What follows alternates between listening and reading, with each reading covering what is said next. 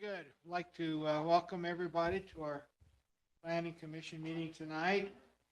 It's Wednesday, February 19th, 2025, not 24. Oh. So easy correction there. And I want to point out that Severin is here on time. Oh, okay, good. And I wasn't even the last one here. True. I was at least 30 seconds late. Larry has to be excused tonight. If he wasn't able to sign in, he's out of town. So we've got Simon, our alternate, who's taking his place. So first on the agenda is a public hearing. There was a notice put out by the city some time ago, and including a lot of the changes that are being proposed to some of our ordinances. Put those out in the public. We didn't get any written response regarding any of them, and there is no one here tonight to make a public comment. And other than Brian, I don't see any individuals in signed in to Zoom. Brian, did you have any of those ordinances that you wanted to make comment on or have any questions about? No, we discussed the one and I think everything was pretty good. Okay, very well. Being that there's no further comment, we'll close our public hearing. And we'll move on to our regular meeting agenda tonight. Lori, would you offer an invocation for us? Sure. And Simon, would you lead us in the pledge? Yep. Okay. Our Father in heaven, we gather together this evening at this Planning Commission meeting and ask you to please help us that we'll be able to make good decisions, that we'll be open to suggestions and be able to think of what would be best for our community. We are grateful for this city and for the good neighbors that we have and for the leaders that we have to help our community. We ask thee to please guide us, and we thank thee for our blessings and say this in the name of thy Son, Jesus Christ. Amen. Amen. Amen. Thank you. If we could all stand and Pledge allegiance To the flag of the United States of America and to the republic for which it stands, one nation, under God, indivisible, with liberty and justice for all. thank you.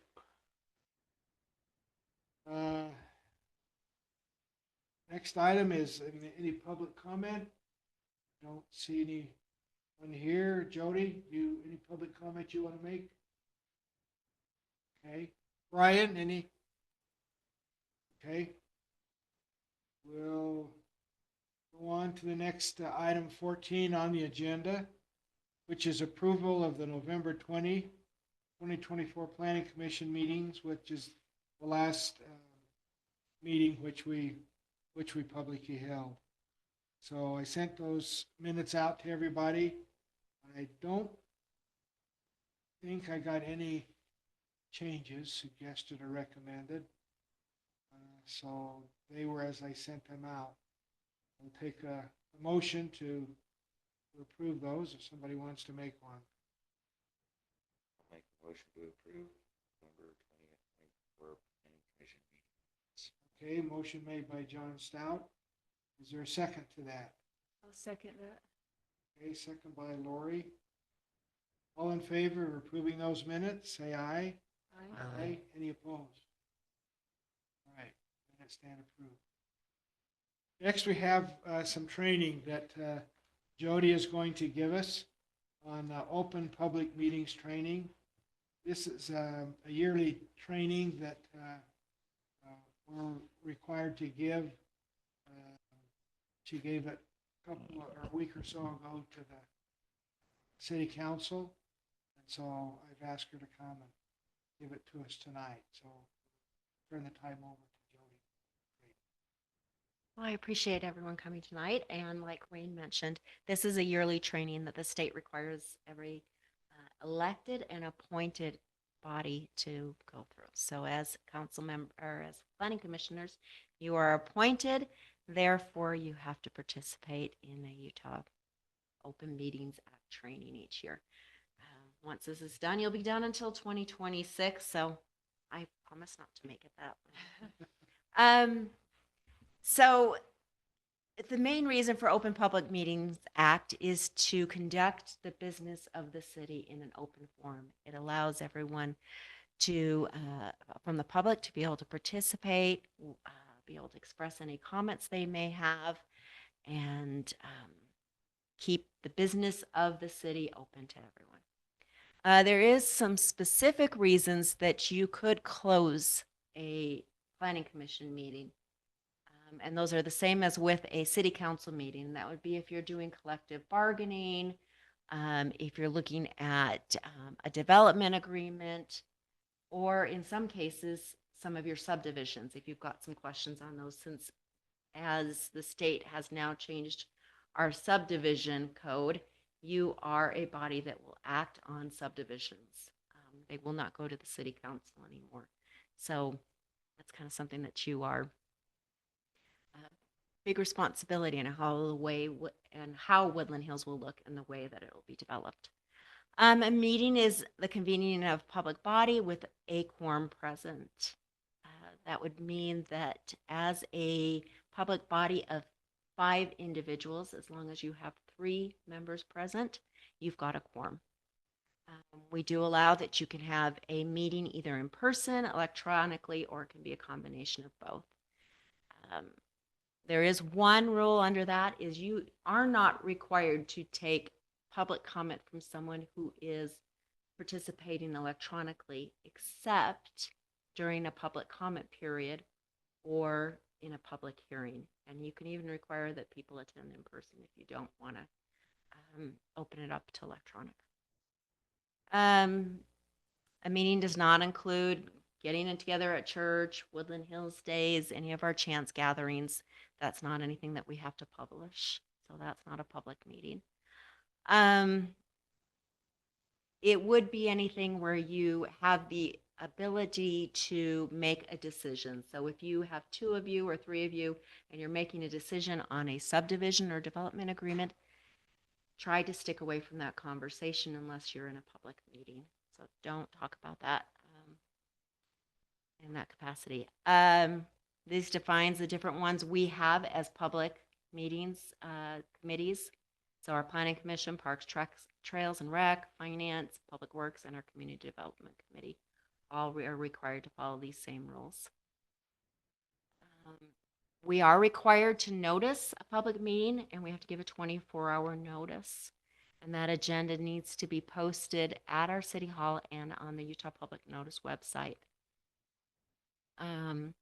And as you will see in your agenda for tonight, you are talking about your 2025 meeting schedule.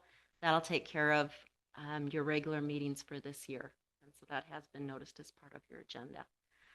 You'll also find on our city calendar and our website, we do post when these meetings are being held. So that's another extra item, but we do try and cover all our bases. If there is a reason that you need an emergency meeting, typically I don't see the Planning Commission needing one, but if there's some unforeseen circumstance that requires you to hold one, we can do one. However, we need to take care of still some posting requirements, and we need a note in the minutes that it was an emergency meeting and the reason behind it. That emergency meeting, it can't be a public hearing. Is that correct? Correct. It's just our planning commission meeting. Emergency meeting might be you've got a developer who's got needs to make a quick change, and if he doesn't make that change with the design, it could cost him, extraordinary amount of money. You could possibly make a change then, but we would want to make sure that we publish it as best as we can, get it out to our residents in case there's any problems. But typically you won't have that. Emergency meetings, we've probably had 4 in the time that I've been the city recorder, and they've been primarily due to a fire, a avalanche, and a debris flow. So it's mostly emergency type events. Written minutes need to be kept of all your meetings. They don't need to be verbatim, just the substance of the matters. And if you take a vote, make sure you have how each individual voted on the matter, time, date, so they can be simple. Some meetings may require a more verbatim recording, and that's just so that if we have to go back to those, we've got a good, accurate record. Again, you've approved your minutes like you did tonight at the next meeting that is held. So in this case, you didn't hold a meeting in January or December, so you approved your November meeting minutes. So we will make them available online for the public to view. Each one of our meetings has to be recorded, and it does require that once the recording is taking place at the meeting, I am required to post it, and it needs to be posted on the Utah Public Notice website. It needs to be available here at the City Hall, and we also post it on our city website, so, and our YouTube channel. So we do post those. This is a code that we've adopted in the electronic meeting.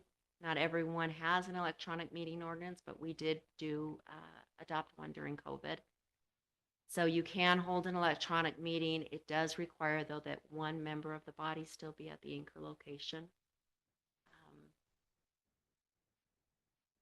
Here are some of the more motions that you can make.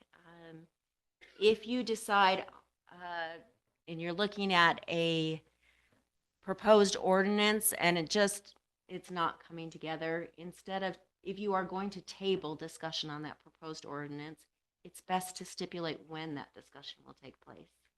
That way, residents aren't left just wondering when that discussion is going to happen again.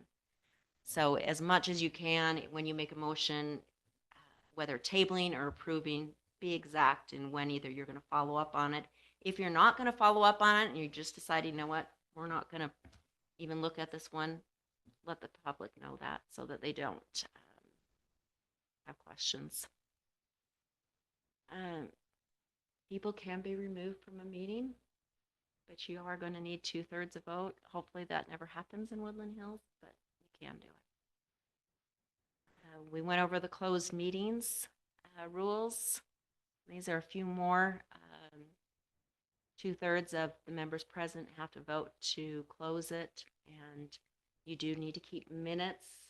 Those minutes of that closed meeting, though, are merely why the meeting was closed, for what reason, and then what when you reopened it. You do not keep minutes of what was discussed during that closed meeting.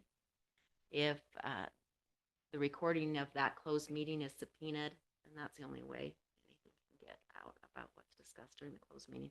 If you do have a closed meeting, though, please make sure that your discussion during that closed meeting pertains to the topic of what you closed the meeting for.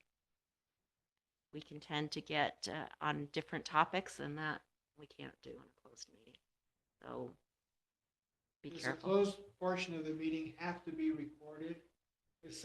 They're likely to be impromptu, possibly.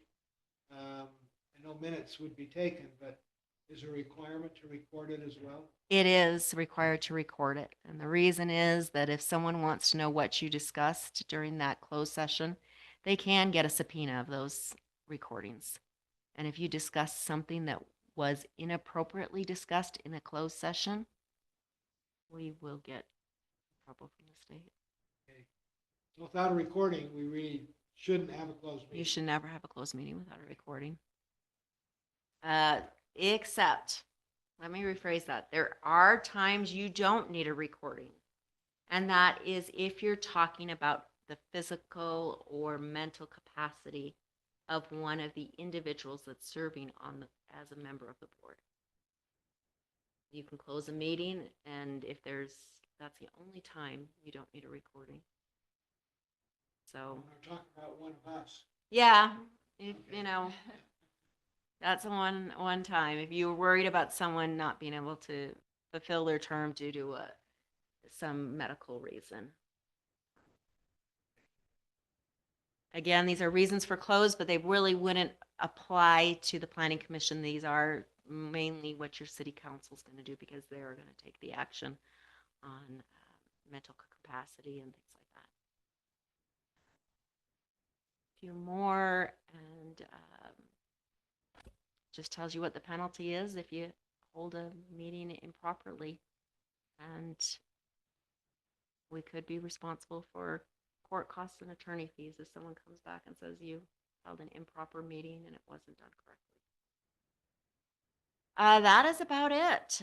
There is an online training course through the Utah State Auditors.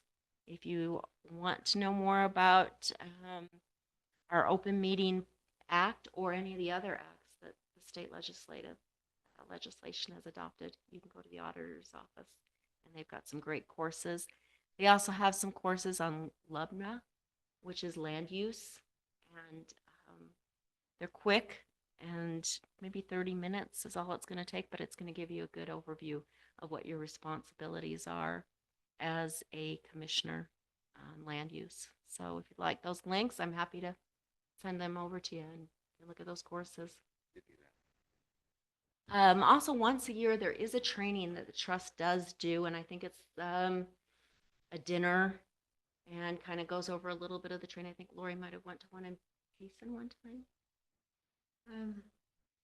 In Spanish Fort. Spanish yeah. Fort, Well, actually, yeah. and then we all went to one in Payson. Yeah. Yeah. But yeah, it was good. It was good, and so I will send they're hoping to have another one come April, so I'll send that invite out to each one of you when that comes to us so that you can get that. It's great training. It helps you understand a little bit more about your role and responsibility, and especially since the subdivision ordinance has changed substantially, drastically from what was previously there. Got some more responsibilities. But thank you for each one of your service. We appreciate it and couldn't do it without you. So thank you. Thank you. Appreciate that. Any questions that anybody has? Okay. Very good. We could probably shut that down, Jody, at the end of our meeting if you wanted to. Okay, very good. Thank you.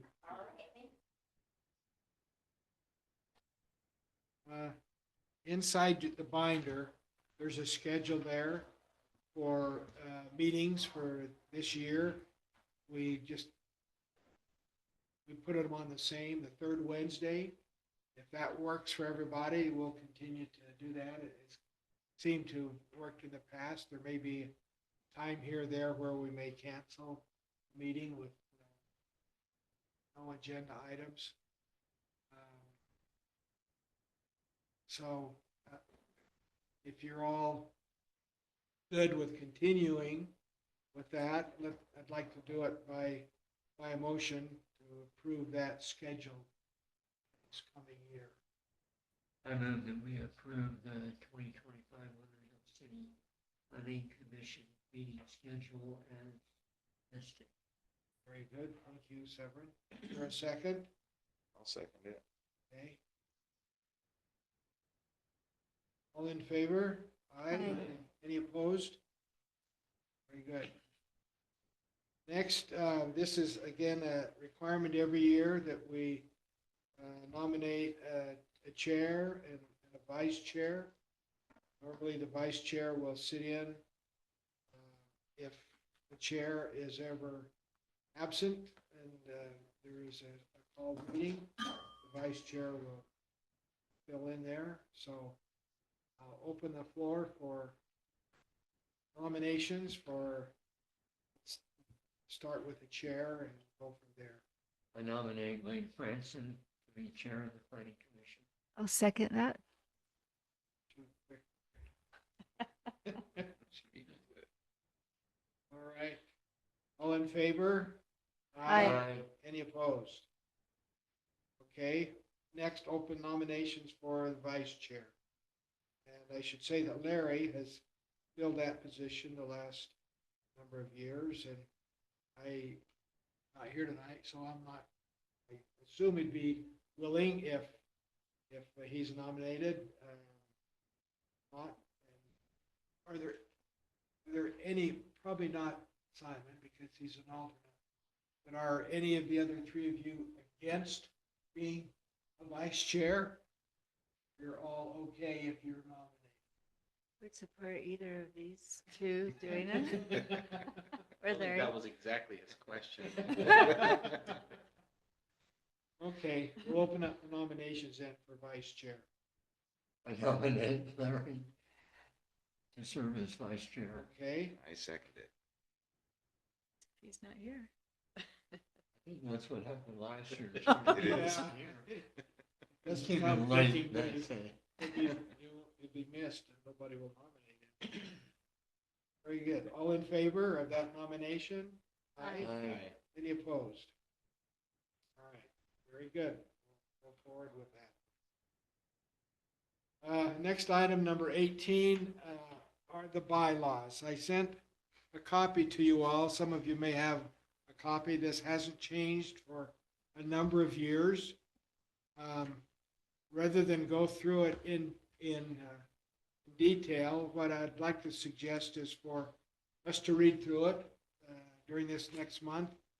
And in our March meeting, if there's any questions, we'll put it on the agenda for a possible discussion item or any things. There's one thing on here as I was looking at it today that I need to be a little bit more diligent in as a chairman. I'm supposed to give you the agenda 72 hours before our meeting, and I haven't always done that. So I will do better at that and getting you information in advance so that you're aware of what our discussion items will be. But if that's all right with everybody, take a look at that this next month and then talk about it if you have any questions.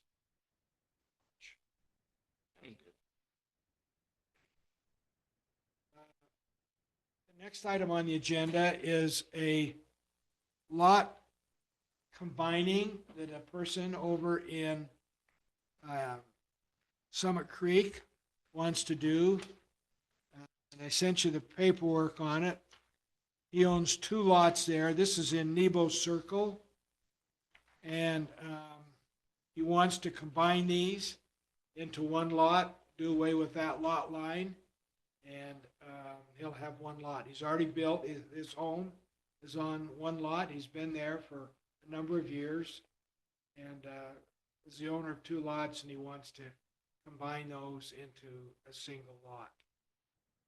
So it's pretty straightforward. He'll need to do a Mylar showing, he's done a big plat. I made a smaller copy here of this information so that you kind of can see the layout of these lots. With combining them, he won't be able to build a home on the second one. He could put a accessory building on it if he wanted to. Just so that you're acquainted a little bit with the process. He'll give up a water right that he has for that second lot. He'll lose that to the city. The city will take control of that. And if he ever wants to subdivide in the future, he'll have to get another water share for that lot. That's our practice and policy in the city when somebody combines. Does he understand that? Yes, Jody talked to him about it, advised him of that. I think what he wants to avoid is 2 HOA lots where he's got to pay an assessment on the second lot. You know, I think that Summit Creek will still charge 2 assessments for that. That's That's their, between them, yeah. what they do, but I think that's but some of his rationale. some of it, he might save some property tax Yes. On the two separate. I'm trying to figure out a way you want to do that. Yes. Will we? Ryan, do you have a question? Okay. Will we, though, you won't have a second maintenance fee for his water. Right. So he would Yeah. pay that about 39. Yeah.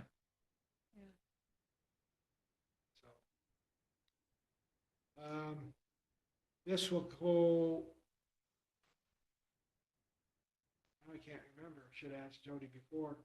I don't know if this goes to the council or if our vote is the final vote on it. I believe it goes to council.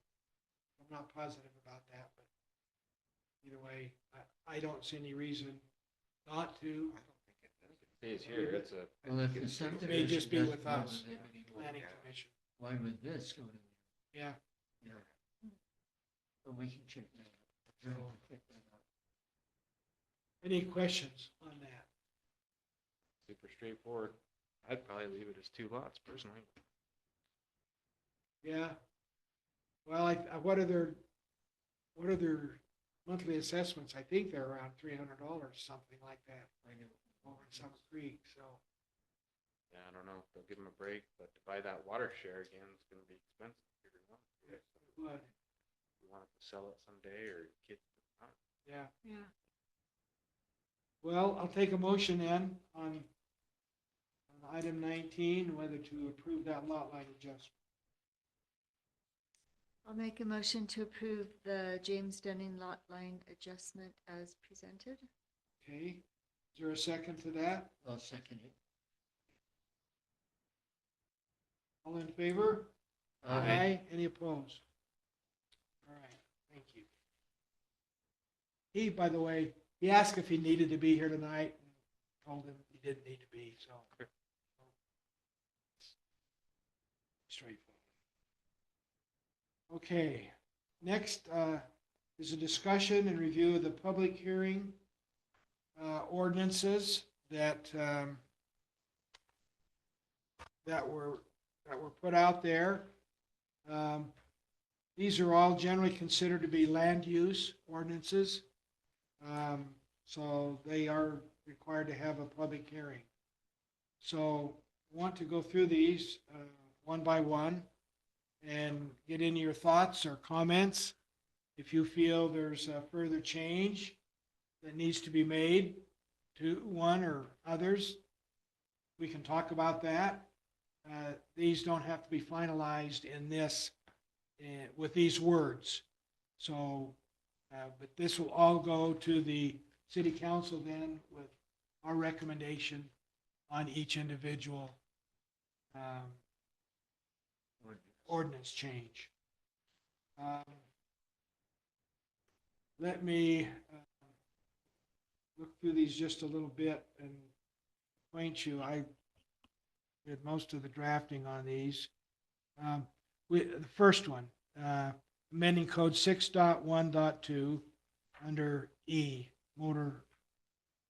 We've had problems with people riding ATVs, snowmobiles, etc. up in the park.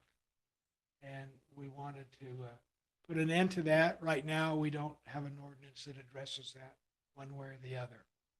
So as you'll notice at the end, it says, unless approval by city officials is given to do so. I know a couple. We can have a car show. Yeah, that too. I know a couple of years ago, we have a snow groomer that somebody donated to the city. And they were using that up there to outline a cross-country skiing throughout the park. They were pulling that behind an ATV. Could easily pull it behind a snowmobile as well. So when the city gives permission for something like that, or on Woodland Hills Day, you may have a ATV going around up there and with the city of Blessing. So things like that, but otherwise it'll be a prohibitive activity to take these motorized vehicles in the park that way. So that's the purpose behind that ordinance. Are any questions or So comments on it? Oh, I think this is a good idea. I live across the street from the park, and it's been tempting to ride my motorcycle. Or not that tempting. There's a lot of activity. Somebody didn't up feel there. the same way as you Yeah, did. exactly. There's several that use the walking path as a motorcycle track, and also doing donuts in the grass and things like that. I would suggest we need to put up signage. We do not have good signage. Doesn't need to be part of the ordinance, but a good Yeah, comment that's not an to- ordinance thing, but it's to add just a it. suggestion. Yeah, for sure. Puts people on notice. Yeah, so.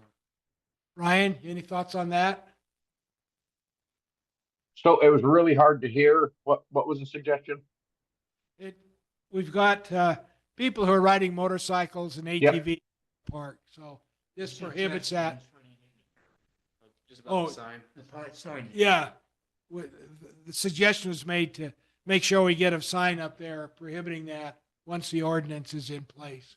Yeah, I don't think it has to be in the ordinance that we need to sign it, put signage up, but Yeah. I agree we should do that. Okay. I'll take a motion then on that particular ordinance. Make a motion to amend the city code 6.1.2 for use of motorized vehicle or city park. Okay. Any further discussion on it? Anyone of you a second? I'll second it. Okay. All in favor of the motion? Aye. Any opposed? All right, thank you. The next item is amending City Code 10.2.1 to include a definition of accessory dwelling unit and wall. The first paragraph there reads, accessory dwelling unit means a habitable living unit added to, created within, or detached from a primary single-family dwelling and contained on one lot. In the past, our definition of the accessory dwelling unit, ADU, it could not be a detached, and that was following state code. The state code now identifies accessory dwelling unit as it can be a detached structure from the house. So this is to amend our code, which presently doesn't allow a detached structure as being an ADU. But this will change that and allows a detached structure to be an ADU. And conjunction with that, we don't have any definition of a wall. And these are going, why these two are together is they're going to the definition part of our ordinance. And this is the way we're defining a wall. A wall outside of a structure is a continuous barrier made of rock, cement, blocks, wood, or other material to retain dirt or other organic substances. They are, by name, considered to be retaining walls, whether for landscaping, decoration, or otherwise. A wall is not a fence, nor is a fence considered to be a wall. They each stand on their own definition and construction requirements. Again, in the past, we have not had any definition in our ordinances of what a wall is. We address them, so we use that term sometimes, wall, but we don't say what a wall is. So this is then an attempt to define what a wall is and make it distinctive from a fence or barrier. Why don't we call it a retaining wall? I think some of our ordinances refer to it as a wall, and so we would have to change a number of wording Oh, in our ordinances. And okay. that's the only thing that I looked at. So, And is there any difference of, like, I think that's a wall inside? and that's why I said outside, a wall outside of a structure. So it doesn't pertain to walls inside a structure, but outside. And they're used a lot in landscaping and things too, but is to retain something. So that's the background on that. I'd entertain a motion on that, on those two new definitions.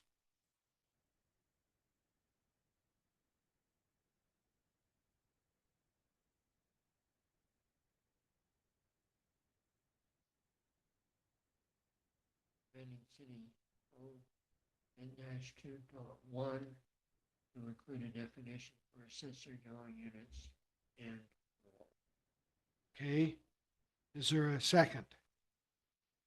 Second it. All right. All in favor, the aye. Aye. Any opposed? All right, thank you. The next item, 10.3.1, changing the word in the paragraph from building inspector to building official. It's one of those definition, it's the term that got overlooked in our codification. So to a more general term, building official, that person also is the city building, is a building inspector as well, but responsibilities are more global than just building inspector. So and we do have building inspectors that would not be building officials. correct, they would be out, Sometimes. they're contract people Yeah. outside of, yeah. Yes. So that's the idea behind that particular word change. So I'd entertain a motion to approve that. I'll make a motion to amend City Code 10.3.1 to change the wording in paragraph from building inspector to building official. Okay, is there a second? I'll second it. Right, all in favor? Aye. Aye. Any opposed? Thank you. The next one is pertaining to 10.11.8.B.1.J. And it reads fencing. Now, let me read it. Fencing around a small group of trees, garden, or landscape feature not exceeding 200 square feet is not required to comply with this section, height, or material limitation. It is limited, however, to a fence no taller than 8 feet in height and is restricted from using barbed wire, razor wire, or any other similar style, and cannot be in the front setback of the home or along the street frontage. That's what is added. And cannot be in the front setback of the home or along the street frontage. Then continues, also the 200 square feet limitation can be waived by and the Planning Commission site reviewers are scratched out by the city, is put in place of that, given good cause to do so. Right now, the code enforcement person, who is me, is the approval for fences.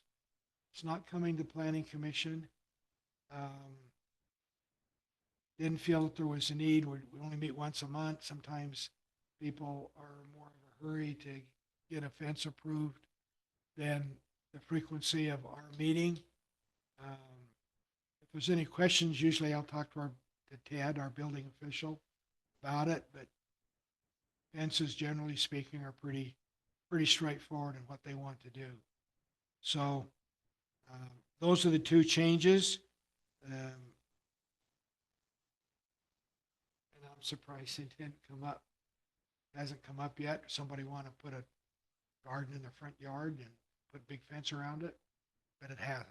But I wanted to preclude it from happening, and so making this modification that it cannot be in the front, this fence cannot be in the front setback or of the home or along the street frontage. If they want to put a garden in the front yard, they can. They can't put a fence. So, and then the other thing is that the city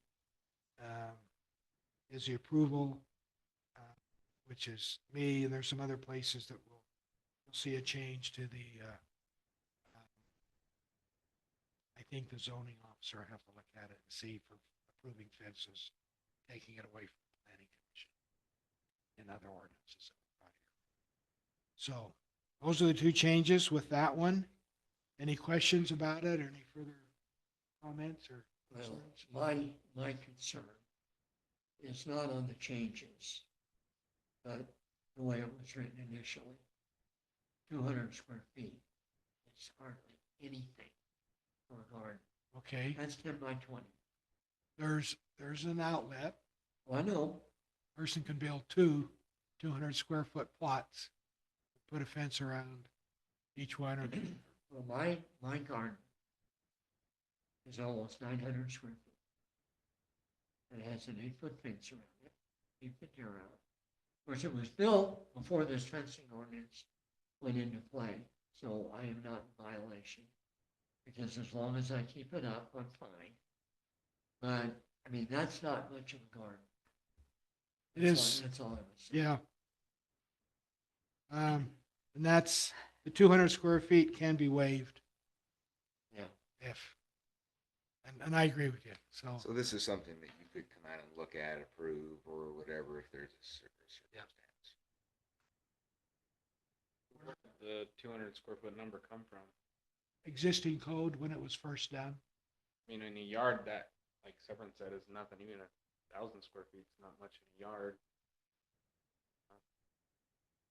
Yeah, What if we eliminated the square footage, just said they could do it in certain situations of garden? I mean, the critical point for this is not the fence around the yard.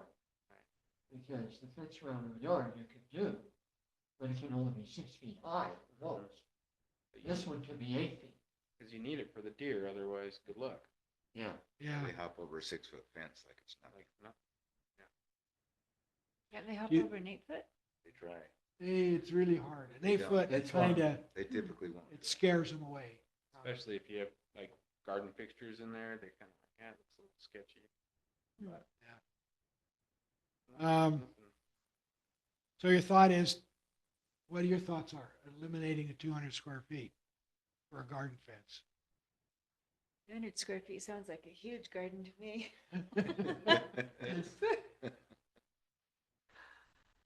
Mine is about 28 by 36. I know there's a And lot almost bigger 900 square feet. gardens. eliminating the 200 square foot. Good idea. We need a limit, maybe 1,000, something that, Maybe we see whatever 1,000. John's is plus 50 square feet. Well, what is the purpose of limiting it though? I mean, Yeah. Well, if someone's like, hey, my whole backyard's a garden, you know, we might get to some possible someone could push that.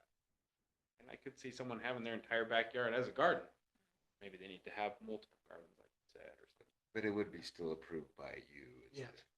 So it doesn't matter. Yeah, It's maybe it doesn't something matter. Myron, do you have any thoughts on that? Or Brian, excuse me, on the size of the garden?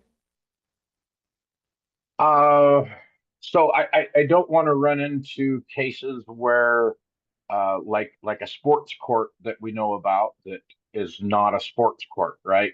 That someone's calling it a garden and puts up a 10-foot high fence around their backyard. It is their backyard but animal corridors are some of the things that I think we want to at least think about and make sure that we have in good, I would say good verbiage to give us a reason to reject some of those. Because if you don't put anything in there and don't have any verbiage, and people are going to say, well, Wayne's not approving it because he doesn't like me. And so I want to give Wayne a way of saying, these are the rules that we're trying to comply by. These are what we're trying to do. Animal corridors, or neighbors' views, or things like that. I just think we should give Wayne some backing, or anybody, because it's set to the city, right? I mean, so technically Jody could, or Lori could approve it. So I just think you would need to give them some verbiage to say these are the things that we're looking at when we approve it, if that's possible. I don't know if that's even possible, guys. That's what that 200 square feet does, doesn't it? I mean, that kind of gives you a base to work off of. Yes, But then when you go there and it's 1,000 feet, but it's still not intrusive or whatever, it's something you can say, you know what, on this case, it's okay. and my experience has been, when I look to change an ordinance, I try to make as few changes to it as possible, leaving it the way it is, if everything else being equal. And I find that that's easier than for people to look at and say, well, this is the way it's been, okay, instead of changing a lot of things with it, unless those things do need to be changed. So that's kind of my philosophy. Yeah. But 200 feet is really small. Yeah. In my mind, it's super small. I mean, 500 or by approval from the city. And that way they're like, okay, I've done my 500, or they know that they can come to the city and could possibly go bigger and could understand, and then you can explain it to them. Should we move it up to 400? Sure. Double that? And I mean, then a sports use court that is as a gonna be guide. over 1,000 square feet. You're not gonna have a But- sports court, so that's an issue, but. that, we're not, sports courts will come later. Well, that's what I'm saying is if we're worried about people saying, I'm gonna put this giant fence around my sports court, that would be outside of it. But yeah, maybe 500 is at least a more reasonable tiny number. Okay, everybody okay with that? Yeah, I wonder also if it might be good to put, it can be waived in writing by the city, or by the city in writing. That way you don't have somebody saying, oh, well, so-and-so told me 5 years ago this was okay, but there's some record of it. We'll have a site plan. Okay, So that site plan will show okay. where that is located, where that fence is. So they gonna would be. still need a site plan to do this? Yes, Okay. any fence needs a site plan. So then that's something that, my defense, 'cause I did have a site plan for my garden and my greenhouse and everything, and that was submitted and then looked at. And Yeah. so this just makes sure that the process happens, but maybe we do raise the amount size to so people, because I remember that thinking to myself, I'm going in there with a big ask. Okay, should we put it at 500? Just as a general, Sure. some will be more and some will be less. I think we ought to put it 600. 600? Just because when you're building a fence, you're gonna normally build it in 8-foot sections. And so 24 by 24 would be 576. Yeah. So Yeah, 600 600 would would give be us with the door, 24 by 24, and it would still be within the limitation. Of And 600, if they wanted to go beyond like I would have, then they get then they approval, can get special approval. approval. Yeah, everybody good with that? Yeah.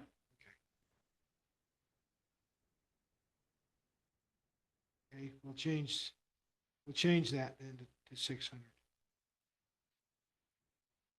Leave the rest as it is. Okay, take a motion.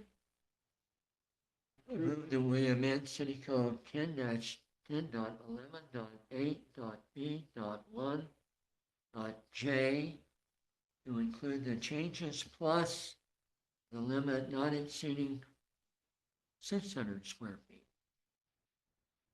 Okay, all in favor? Oh, I'll second that. Oh, I'm sorry, thank you. Okay, all in favor? Aye. Any opposed?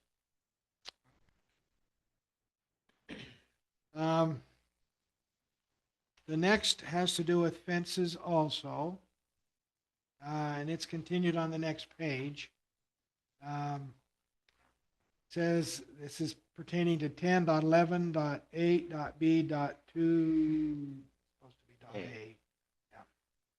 Acceptable fence materials include natural stone, wood, vinyl coated chain link wire, and wrought iron.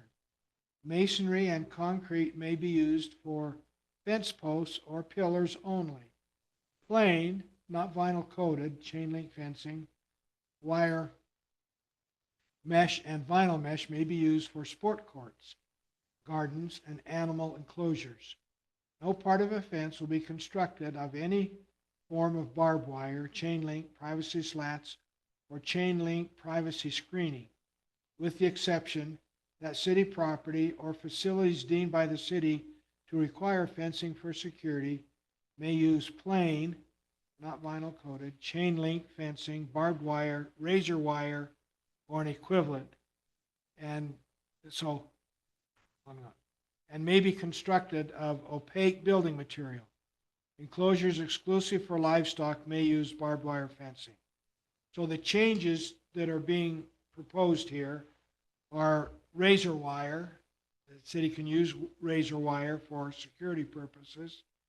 And the fences may be constructed of opaque building material, and enclosures exclusively for livestock may use barbed wire fencing.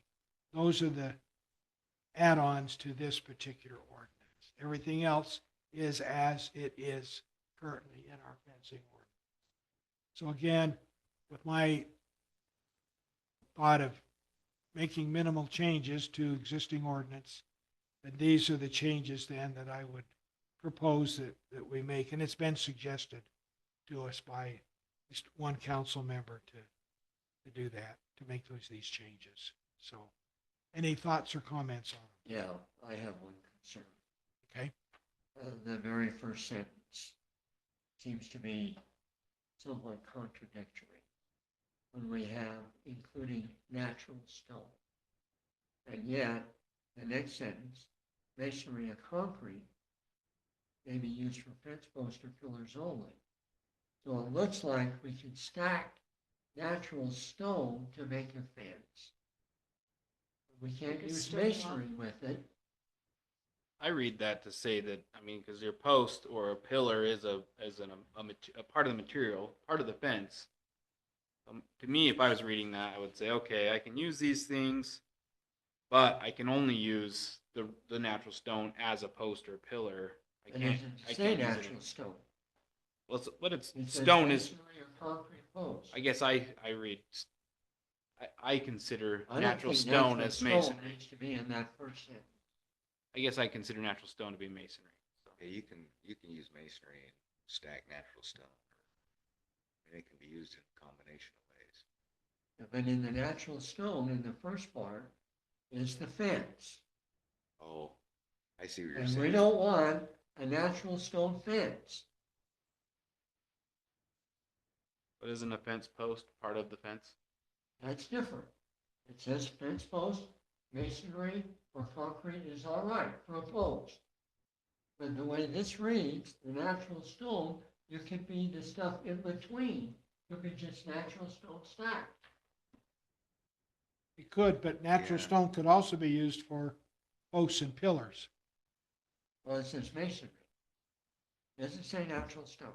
But it says masonry and concrete may be used for the fence pillars, posts or for the pillars posts. only. Yeah, So But you're natural stone can be used as a fence post or as part of the fence. but that first sentence only relates to the stuff that is between the pillars. Pillars and posts. I see what you're saying. So you're saying it could So- be a solid so- rock wall and Yeah. we shouldn't allow that? So the rock, so you're saying include natural stone would be more in the masonry, concrete, natural stone would be in the next sentence. Well, who would put a natural stone pillar? I mean, how unstable would that be? Well, there- Well, if you had masonry Imagine. around it, Huh? if you had masonry, if you Well, had but used then it, it's masonry. well, I mean, natural stone to me is a natural rock. You're stacking rocks on top of each other. I think then once you do that, it becomes masonry. You're Well, putting you've the got rocks to have together like something that. It's To just hold it together. yeah, you'd have mortar. Well, but then it's masonry. So it's covered in the second sentence. So yeah, move natural stone to the second sentence. I agree.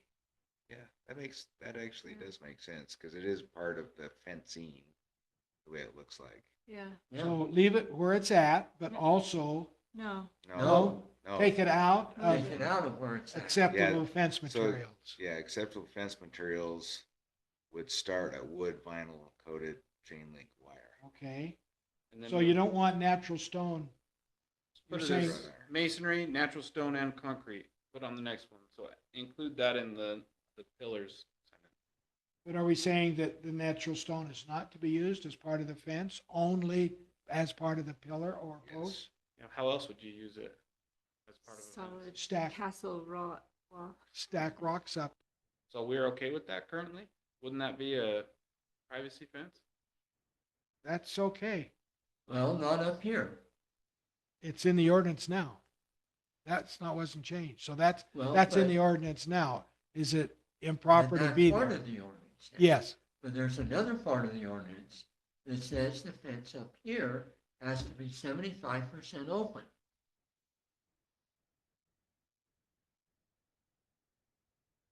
What you could do, So I guess Well, you do openings in the Oh. rock. little sections How of, are you gonna stack rows so that they're 75% open? There is no way. Let's try, There is no that'd way. be hard to do, make it look right. I'm trying to think if the 75% open pertains to the whole fence or just part of the fence. I can't remember the ordinance now. Is it the whole It fence depends, has the to be whole fence. 75% open? I mean, it's like, So there's a part of it that doesn't require any openness to it at all of our fencing ordinance. It's for just a down here, fencing for down material. in Four Seasons. Remember, there are Yes, two different correct, parts. correct. And Four down Seasons. there, it doesn't have to be open. It's only up here and in Summit that it has to be open. Okay. Is this pertaining to the above part or down in Four Seasons? This pertains to the above part. Okay, so if someone, Four Seasons has their own fence ordinance, and that's not part of this. if someone wanted to put, their vinyl fence, we say that's okay, but if they want to put a really expensive, beautiful stone fence, maybe with windows or arches, we would say that's not okay because it's masonry Is that what Where? you're You saying? mean up here? up here. You can't have one up here. But if it's You can't 75% have a open, solid fence up here. wouldn't be solid if you had like, Arches Arches or or whatever, windows. so Think it's of the made out of castles stone. you've seen. Well, but in between the arch, it's gotta be 75% open. Yeah. Okay?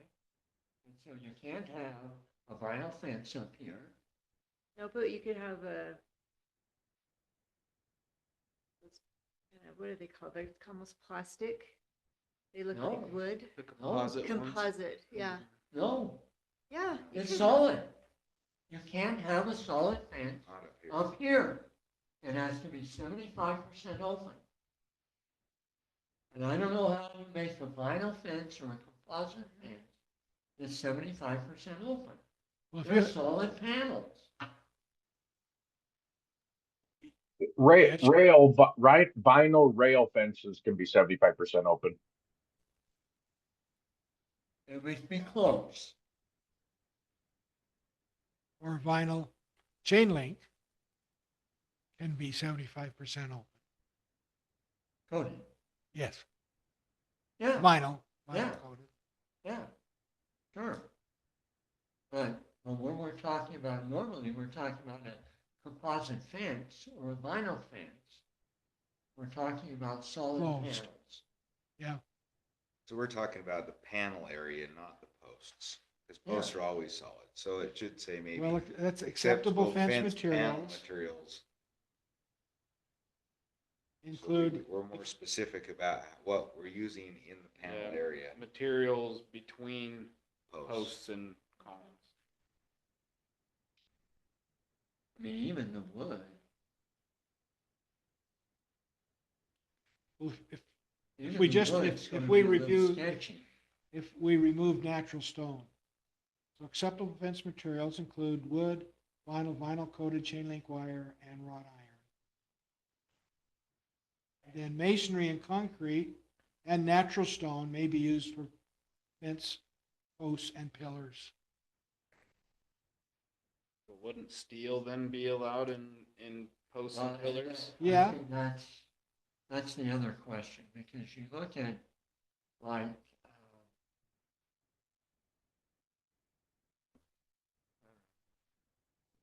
seen those, we used to build those where they build an outside metal structure and then they fill it full of rock. They use mesh. Yeah, Along And so the you trail can by the- see, you can see the stone, but they're Yeah. only for pillars or for the call or for, And the stuff in between, but the stuff in between typically is wrought iron at that point. So they would use a wrought iron or an aluminum panel in between that, and that would be acceptable. but a panel would not be acceptable. Not Unless it's out of that. 75% open. Right. Well, You what- couldn't build a panel filled with rock. Right. But what if you had one panel solid and then one panel of wrought iron? That's Then you're really only open, one 50% panel. open. And what are we required to have? 75. If you alternate a solid panel and an open panel and a solid panel, you're only 50% open. You have the solid panel more narrow. I just think we shouldn't put something in that would limit someone from putting in a really expensive, beautiful wall. As long as they're meeting the opening requirements, they should be able to use rock or gold or whatever they want. Yeah, Well, they It still would- have, that's, I think it's a good point. They still have the 75% Yeah. open requirement, Right. regardless of what they're gonna be Yeah. using. Yeah. So it's up to them how they want to put the fence, what they want to use, how they're gonna decorate it. Yeah, but why, I mean, I guess my concern is why are we giving them an option to use something that we know is probably not possible for them to use? why not? Stacking natural stone, how can you stack natural stone and make it 75%? If they put half the fence, or let's say a quarter of the fence in natural stone, and then they put wrought iron Yeah, on Then top of that. it's not, it doesn't meet the 75%. If it's only a Well, I quarter, think if it's only a quarter, if it's Yeah, got, but there are the posts that come up, and so you just cut in to the 75%. no, you would, you'd put those wrought iron, you'd make a kind of a standalone wrought iron fence on top of that, so, say, 2-foot rocks that you're putting as a base. So you've got 6 foot to work with, so It's you've not- got 4 it's not more gonna make feet. it. You got 6 feet to work with, if you only got 2 feet, you need to you've be got 18 4 feet inches. left, that's only 2/3. 18 inches. That's not Still 18 75. Yeah, 18 inches. You could do, Yeah, even 18 inches. 17 once you well, that inches. would be, The posts are going to take up part of that 75% as well. but then that's up to them to work that out. But we shouldn't say, nope, you can't have the stone base. That- Just Yeah, because it's that, stone. the mayor, If you had a concrete block a foot like a foundation okay, and had wrought 5 iron feet wrought iron, in between, well, not 7, it can't be 6. like I said, It 5 has to feet, be 5, yes. 5 feet of it, then you could probably make it. And that's a foot and 5 feet. Yes, Because even if you get 2 feet, then you've You're- only got 4 feet, and you've got part is gonna block the 75, not meeting the 75%. but I think we should give them that option. well, If- yeah, and they have it if we leave it without, well, changing that 2 cents, but they would still have it. I'm overly sensitive to the mayor's things that he's expressed and done and so forth about government overreach on things. And we're taking away an option here that somebody could do. They probably won't, maybe not, but they could do it. And so I'm being sensitive because I've seen issues that we've had where he's expressed concern with government overreach on our ordinances and wanting to avoid that wherever we can. Well, then the 75%. Well, you're right in that sense, but it's there, but it's there. Have gone Let's not bananas add to it. when we even suggested that we allow something more. I mean, they were having trouble down in Four Seasons when we started to say, well, we can have a barrier fence in Four Seasons. And we finally convinced them that there are no trees down in Four Seasons. And it's just all open. So we've got trees up here that we can have some privacy with that they don't have down in Four Seasons. True. Okay, I have one other thing. It says natural stone. I think we should just say stone because there are the fake stones that can't tell a difference. And I think just because they're not natural, they could really make a beautiful fence, I think. Yeah. Oh, yeah. I've seen them. I mean, there are composite fences that look like stone. And you've got the concrete fences all the way down Woodland Hills Drive in Salem that are concrete fences that are really made out of, to look like they're stone, except they have a border around them. Yeah.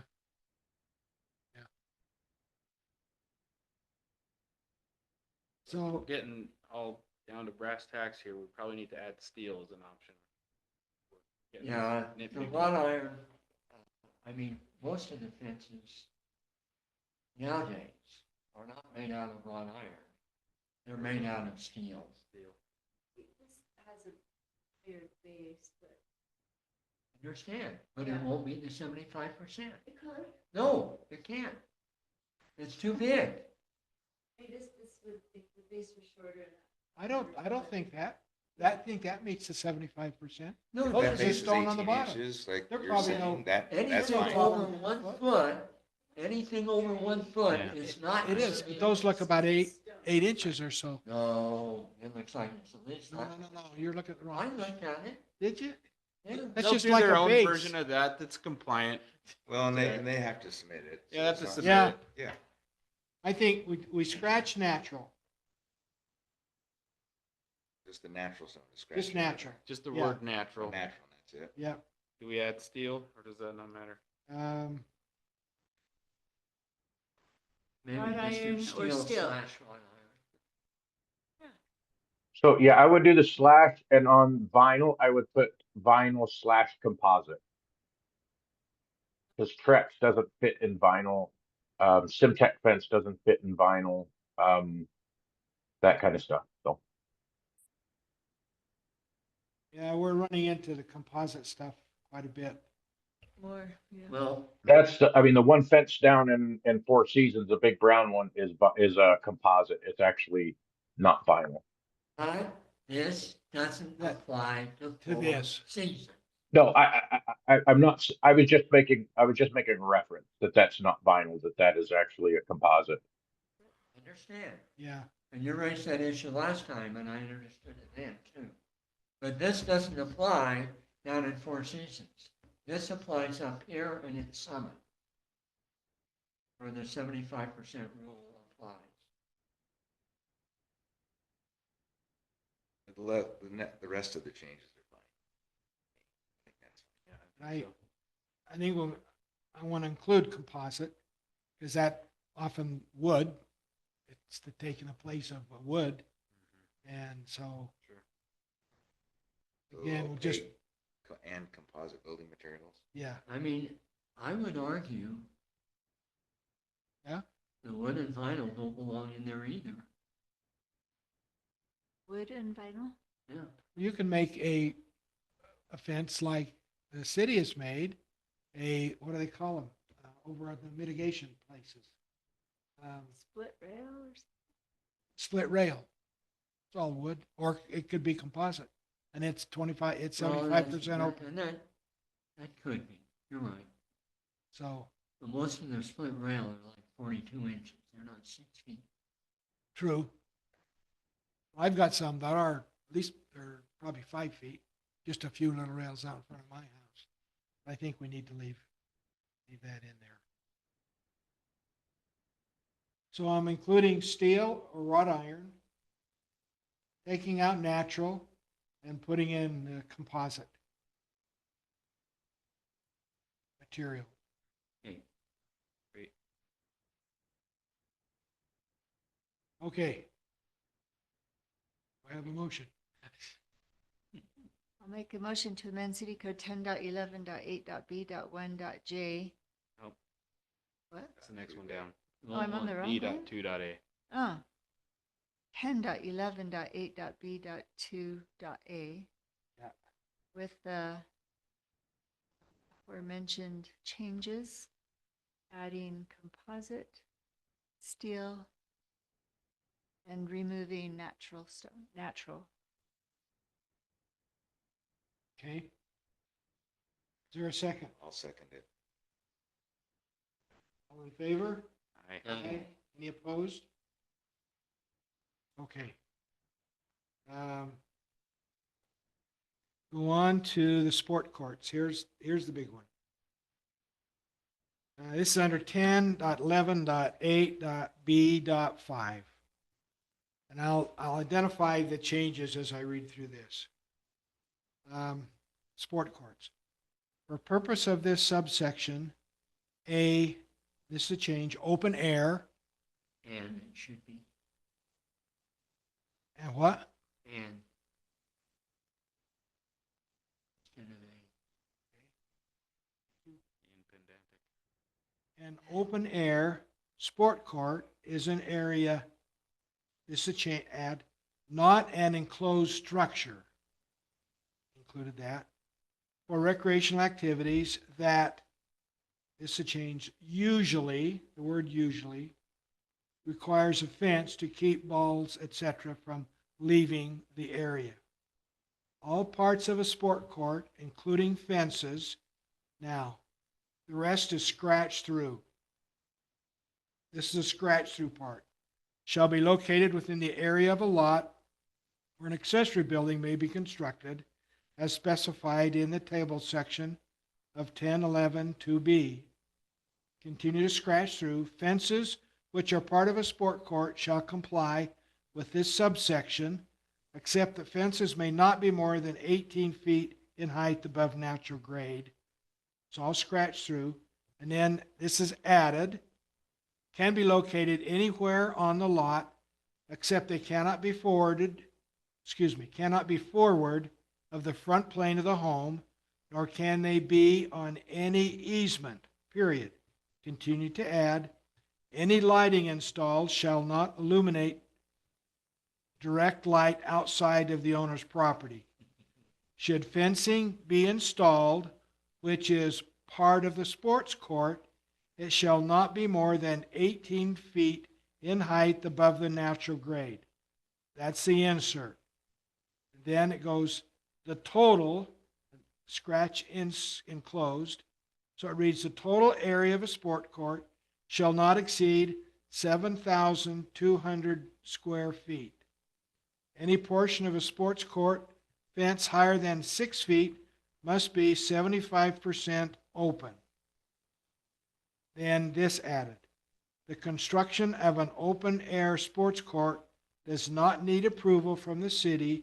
However, if a sports court fence is to be installed, a city permit is required for the fence. Now, what this is designed to do is we issued some fines for people down in Four Seasons who put in sport courts in their backyard without city approval. There were 3 of them. We gave them fines, and one of the builders down there came back to us, and the way the ordinance was worded, it could be implied that a fence wasn't required, but that the tall fence was defining what a sport court was. It said to the effect that a sport court is something that usually requires a fence to keep the ball in play. That's how it was defined. It didn't say that a fence was required. So we rescinded when that was pointed out to us, and that there's some validity to that. We pulled those fines back, didn't issue them. So then, how do we fix that ordinance? So this was my thought on fixing it, is a sport court is a sport court. It doesn't need a fence to define it. If somebody wants to have a sport court in their backyard, they can have it. it's not much different than landscaping. They pour a cement pad back there and put a net across it, draw some paint on the court, and it's a pickleball court or a volleyball court. They want to chase balls, that's up to them. So we took the fence requirement away from defining a sports court. And since it's, again, some of this government overreach type thing, it's not much difference, and some people would landscape their backyard, put a barbecue there and a 10 by 10 foot pad, larger, whatever. So I took the fence requirement away from the ordinance, and if they want to build a sport court on their own, let them do it. We're not going to get involved. But if they're going to put a fence in there, then it's like the fencing ordinance. It's going to be required to have a city approval permit to put a fence around the sport court. So that's the idea behind this change. I'm wondering if having city approval would prevent them from putting something on their neighbor's lot, partially on their neighbor's lot. They've been pretty good with that. I shouldn't say pretty good. We haven't had a problem with them putting cement. We've had it in other incidences where a person put a basketball court in their backyard and built part of it on their neighbor's yard. And that got resolved with them buying the property from their neighbor. Their neighbor allowed them to buy the property that the basketball court was on. And so that got resolved that way. I mean, and it wasn't over by a little, it was over by a lot.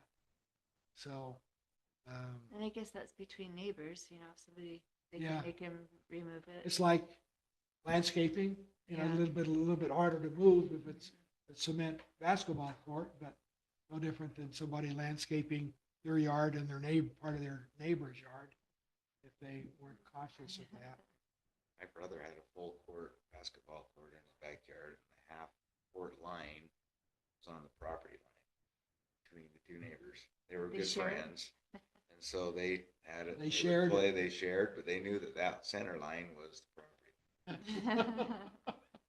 They work Well, you together. know, with approvals and I everything. don't know how it worked. They They both did sold that. their houses. How that went, I don't know.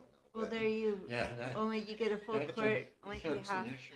yeah, two Yeah. hours down the road, I guess. Whether or not the new neighbors would be as open to that kind of a sharing. Yeah, we've got a problem where there were two brothers and they built one home behind the other. And they shared a driveway and some other things, and they both sold their homes and new people are in there, and now we've got problems.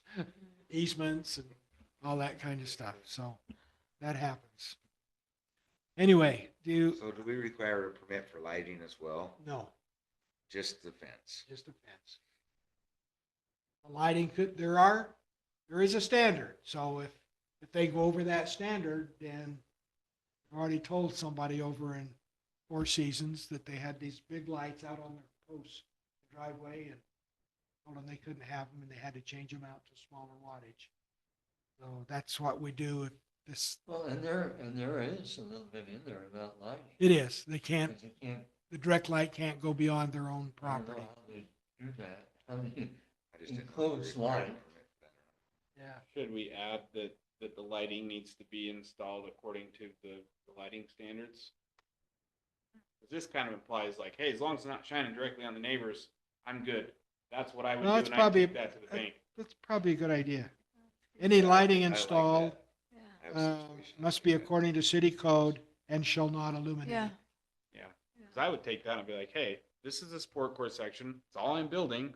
I didn't read anything else. I built it. It's not shining on my neighbor's house. So if there's more to it. You want the lights where you turn them on and they go. Oh, yeah. Make that sound. Okay, good point there.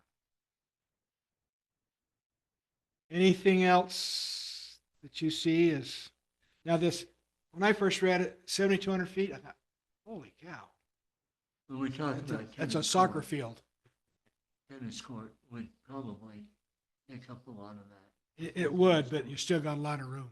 Yeah. And, you know, if somebody wants, he's got 10 acres, they So want to what put a did we- soccer oh, field. 7,200 was always there, wasn't Yeah, it? Yeah. it has been. So I left it in place. It's a good sized sport court. So, That's big. Like, Yeah, pickleball's about 30 by 60. yeah. yeah. So.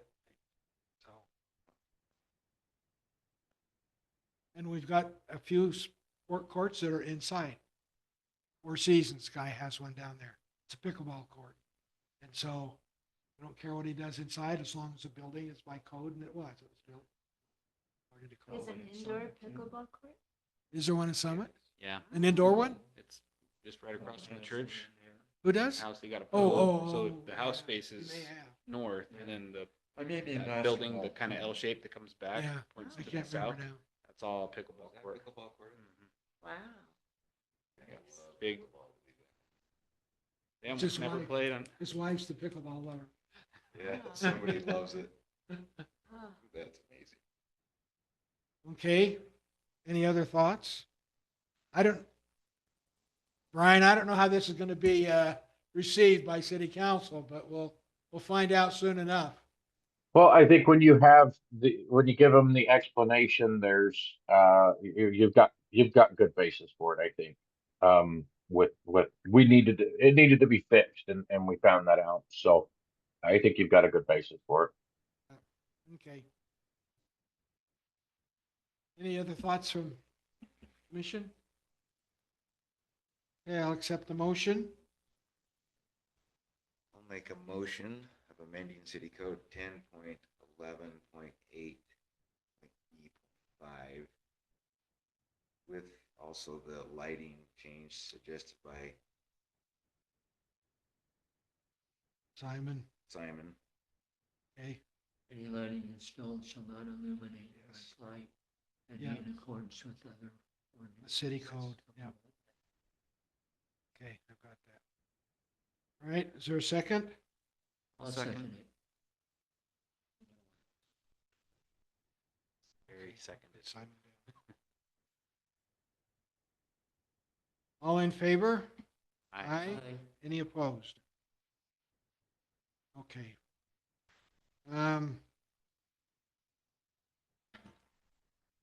This next.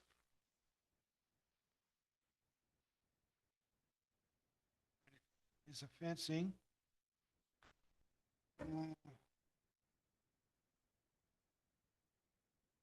Have we been collecting permit fees for fences? Yeah, Okay.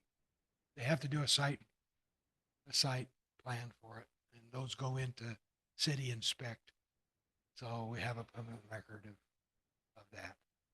There's So no we fee. have the issue with the Mainers, There's no fee for offense. I don't With think who? so. with the Mainers. Remember up in the end of, next to the Watsons and up Jimmy and Rafferty's cul-de-sac? Yeah. They got a fence, they got approved for a fence permit. I know, but initially it was in violation. That was Because they before, were building it on the property line when it was in the time that had. it couldn't be done. So they had must- to I hold don't- off. And That was before Craig was doing that, and I don't. Yeah. Craig went up there because I raised the issue and I said, did they get a fencing permit for this fence? And they said, no. And so Craig came up and stopped construction No, because at that time, you couldn't build it on the property line. right. And so they had to wait until, I mean, we'd already changed the ordinance, but it hadn't been approved by the city council yet. Ah. So they had to wait until the city council approved it before they could finish putting the fence up. I mean, Kevin Maynard was so mad at me. I said, hey, if the city would have said you had a permit, I would not have said a word. But I just asked the question, did he have a permit? And the Yeah. answer was no.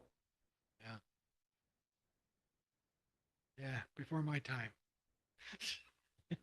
Well, you weren't here. It's funny Yeah, I because was here, but I wasn't looking But at not- fences. You weren't dealing with fences then. No. That's correct. You know, I can't, I'm looking at this and I'm not sure what, Yeah, I didn't see any change. I mean, there's nothing that's jumping out as a change. Not on this first one.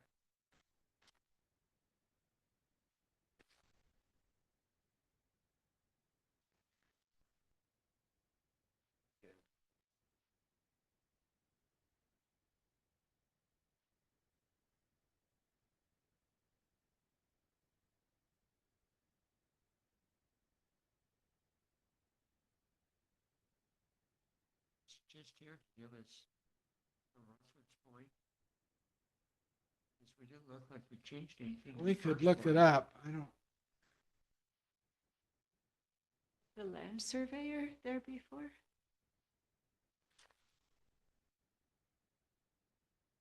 I don't think, Everything, the engineering for anything over 4 feet. Walls. now that's coming down the retaining walls. Right. That's, Oh, this is the, this is the fence. I don't, Maybe we want to check it the against the sand wording looks in like. the ordinance. See if there was something changed. If it needs to be Just missed it. inspected, then we. yeah, I'll remind me to come back to that. I'll run out, I'll go down and get my book and Okay. yeah, we'll look at that. Okay, let's move on to the retaining walls. We, this is all new with retaining walls. We don't have anything in our current code addressing retaining walls. So there's no section D currently. Correct. Okay. So this is all new All right. here. All exterior retaining walls which exceed 4 feet in height require engineering for stability regardless of their composition, and a building permit may be required to construct them. I mean, that was in the ordinances. That was one that we looked at before it went to public hearing, because we made a few changes to it then. This is at a planning commission meeting, and then this has come back now from the public hearing tonight.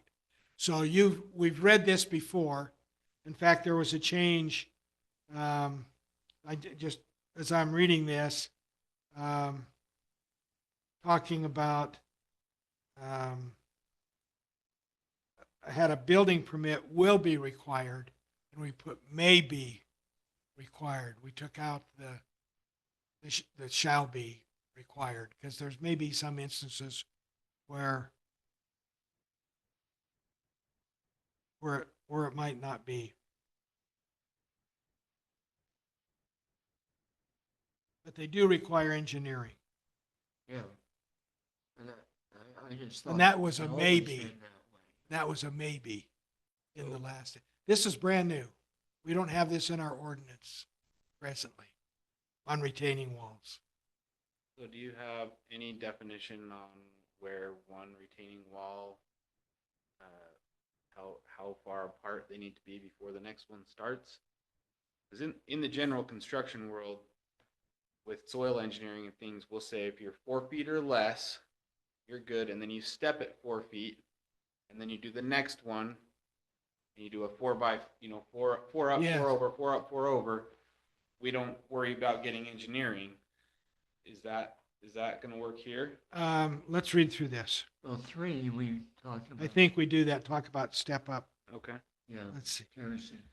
2, retaining walls which are adjacent or parallel to a street frontage of the property and are closer than 30 feet to the street property line cannot be more than 42 inches in height. This is to kind of not companion to fence height. So person can't say, well, it's a retaining wall, it's not a fence. Retaining walls can't, in the front, can't be taller than 42 inches. So is this like Wellington?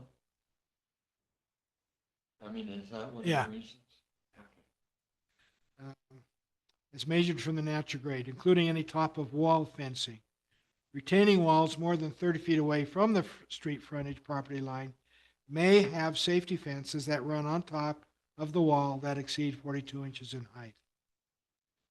3, retaining walls can be terraced, but if any part or number of them are over 4 feet in height, they must be engineered. Fencing atop of retaining walls shall adhere to the fencing section of this code with the restriction in number 2 above. Further, terracing shall not be required when retaining walls are constructed for the purpose of providing support for external basement stairways. However, if over 4 feet in height, they will require engineering.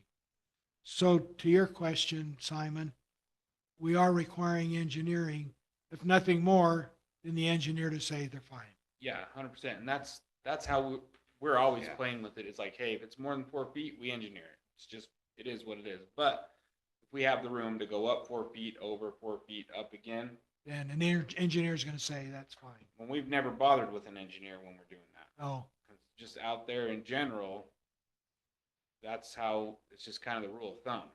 But, and most time we'll work with an inspector, whatever, and they won't even look at it unless you're in a space where you've got to just go up. You don't have room to step it. Then you've got to have an engineer, and usually you're going to have some geogrid in there and whatever. yeah, So I just wanted to see, but yeah, this does, the terracing, looks like it okay. would work. Number 4, walls must have at least 4-foot circumference around fire hydrants and electrical boxes. And 5, corner lots. On corner lots, a side obstructing retaining wall or similar may not extend into the front setback area and clear vision area of the lot as defined in this title. So those are defined as part of the fencing ordinance that we have. That's good. So that's our retaining wall section. It's new. We don't have anything to do with retaining walls, although it's in one of the titles of our code, but it's not addressed. So this is new. Any thoughts or concerns with that? I think it's great. I think it's I think well it's written. great. It makes a lot of sense. Yeah. Okay, That's fine. I take a motion. move that we adopt section T of 10.8.11.8 titled retaining walls. Okay, is there a second? I'll second it. Okay. All in favor? Aye. Any opposed? All right, thank you. Going on to amend Woodland Hills City Ordinance 10.18.1, and it's B. It's on accessory dwelling units. And this has to do with the change that it does not have to be internal to the house. It can be an external dwelling unit.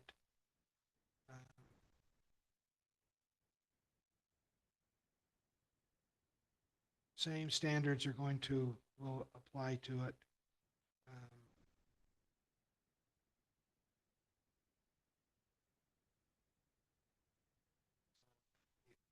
What's being scratched is except as provided here in the ADU may only be located within a single-family dwelling. It doesn't And have to before be. we only allowed them on a separate one, only on 2 acres, and that's what we're taking out. Right. And we're taking out that it doesn't,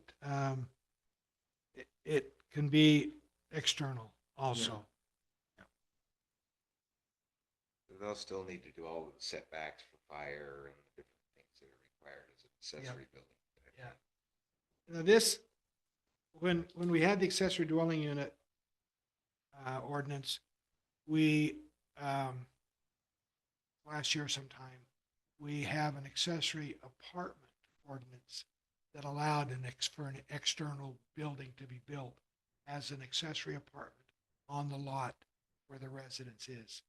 So there's a few different requirements, but overall they're basically one and the same now, whether it's an external ADU or it's an accessory apartment. So there's a few differences, but Um, So coming down here to the next one, we've scratched internal. And so ADUs are only permitted in single-family dwellings on lots of 19,000 square feet or larger. Lots or parcels in residential zones, we scratched larger than 2 acres because that's out now, may have an ADU in a detached garage or accessory structure. A detached ADU can be located in an accessory structure or a standalone dwelling unit.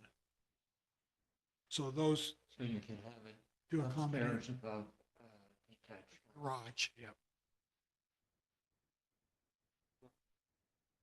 And K, the next one down, again, an external ADU requires a site plan that must adhere to the setback requirements outlined in City Code 10.8.5. It must also adhere to all applicable building and city codes. Since it's an external unit now, we added that to make sure that people understand that. So Before, it wasn't a big issue because they were just converting a place in the basement usually for it, and the house was already built according to code, so those weren't. So do we want to say anything about a building permit for this? Um, Well, he needs a site plan, but I would think we'd want a building that's a permit. good, yeah, it's a good point. I mean, if you're building a shed that's less than 200 square feet, that's fine, but this is probably gonna have plumbing and power and Yeah, stuff. let me see. Well, but doesn't that kind of cover it? It must also adhere to all applicable building codes. But you can adhere to building code and not get a permit. Okay, all right, so we ought to add permit. Requires a Mhm. building permit and adherence to all applicable building codes and city codes. But an external ADU requires a site plan, building permit, Must adhere to all. and must city adhere codes. to all Yeah, other city codes, including. Do you need to put site plan or is that just included in the building permit? No, it's kind of separate. Is it? Okay. Yeah. I mean, they have to have a Be- site plan. Because for if it, Fence. Yeah. No, Yeah. well, they have to have a permit. an accessory building 200 square feet or under needs a site plan, but it doesn't need a building permit. So there are instances where the structure doesn't need the building permit.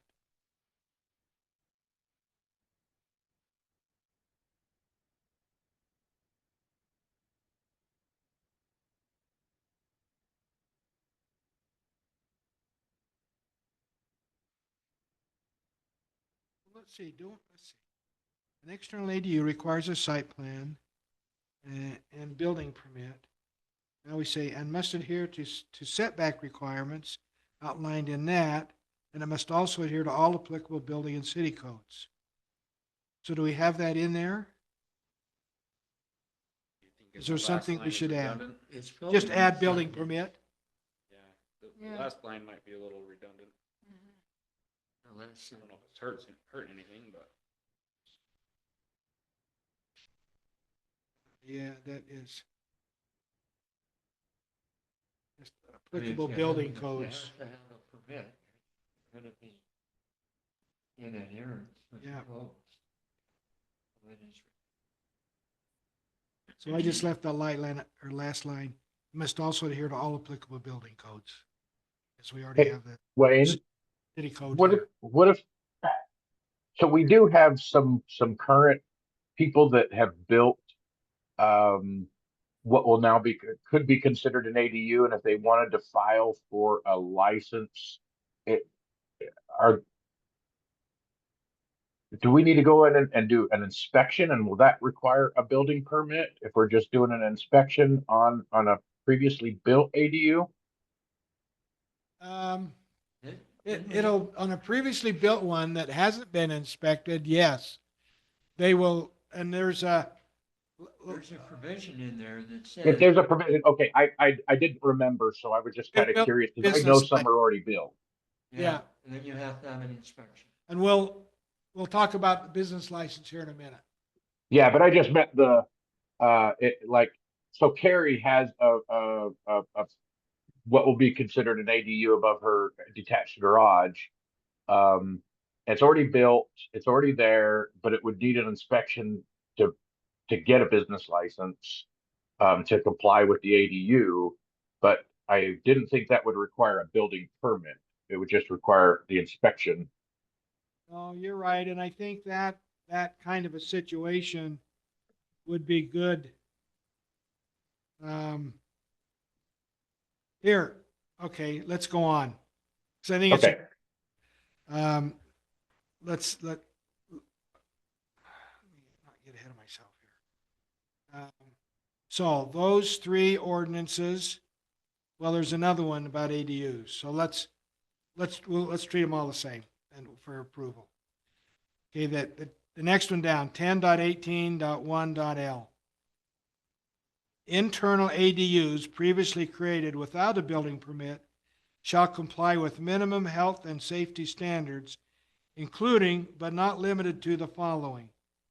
Minimum height measured from floor to ceiling in each room shall not be less than 7 feet or mitigated to the satisfaction of the chief building official. 2, smoke detectors must be installed in each bedroom and the hallways or room adjacent to the bedrooms. 3, GFCI protection must be provided in all required circuits for the IRC building code. 4, one window in each bedroom must meet the emergency egress standards established in the building code or mitigated to the satisfaction of the chief building official. 5, handrails must be installed for any interior or exterior stairway with more than 3 steps. Now, I'm going to add a 6 about the ADU must be inspected To ensure compliance define with elements above the are right here. city and building codes.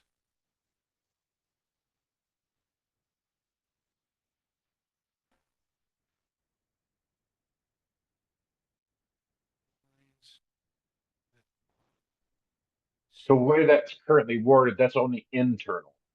I don't know if you can make them comply with all city building codes if it's been there for a while. Well, say related to the ADU. Okay. If it, because the last apartments I was involved in didn't meet any of those requirements. But to get my business license in the city to operate as a business owner of those apartments, they did come in and do an inspection to see if there was for life safety, things like that. So GFCIs, smoke detectors, things like that were inspected, but they didn't really get into heights, stairs, or things like that. This height, I'm not, Even though I think I passed it. pulled that from another city's ordinance. But it says, or mitigated to the satisfaction of the chief building official, the city. I think So, generally speaking, if it's less than 7 feet in height, it's not even considered living It's not space. So I think these are pretty loose requirements. Yeah, that's, I think these are, yeah, like John said, we can't go in and make them comply with all code retroactively, but I think for this, like, hey, I want to have an ADU, let's just make sure it's a safe place for a human to be. This seems pretty.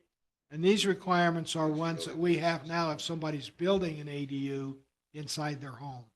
They have to meet this standard, so we figured the same standard if, they may have to do some retrofitting. But again, these are designed to make sure that a renter or somebody in there is not going to be put at increased danger. So I've added here, the ADU must be inspected to ensure compliance with all city and building codes related to the ADU and must obtain a business license. is we have another place where, on business licenses, but I want to put it in here so that in the ADU part of the ordinance, they know that there's a business license required. Even if my mom's just living in there? No. No, and Relatives. if family members are there, unless you're charging your mom, but no, I'm just kidding. Probably wouldn't. I wouldn't. As long as Yeah, everything's you'll be okay. finding a new place to live. That's right. Trust me, that would not work. No, I don't know. I know one family that's doing it. Serious? I pay my mother.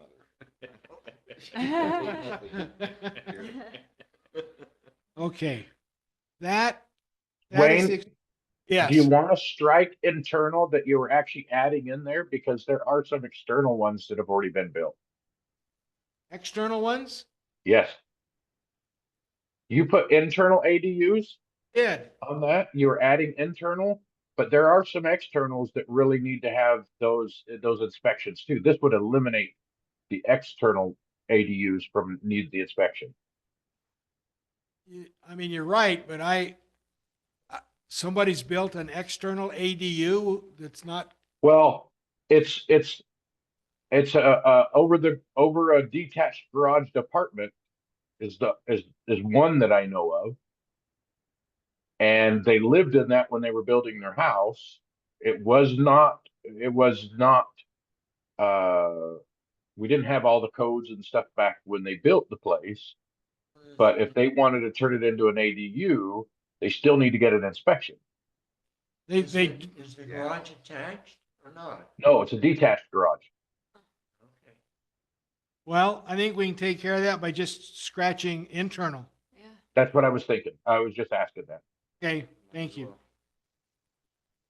Very good. That's the extent of the public hearing ordinance changes that we've done. Now, I want to walk you through and, Do we want to? We need to vote. oh, yeah. Thank you. Let's vote on those ADU changes. Okay, I'll take a motion to approve those. Okay, I move that we approve the amended Woodland Hills City ordinances 10.18.1 on accessory dwelling units for section B, E, K, and L. With Okay, the addition of the inspection as number 6 under L. all right, and the building permit under K, the addition of the building permit. Yes. Okay. Any other questions? I'll Is there a second second? Okay, John, thank you. All in favor? Aye. Any opposed? All right. Now, I know it's getting late here. I want to just briefly review the other ones, the other changes. Now, these will require a public hearing.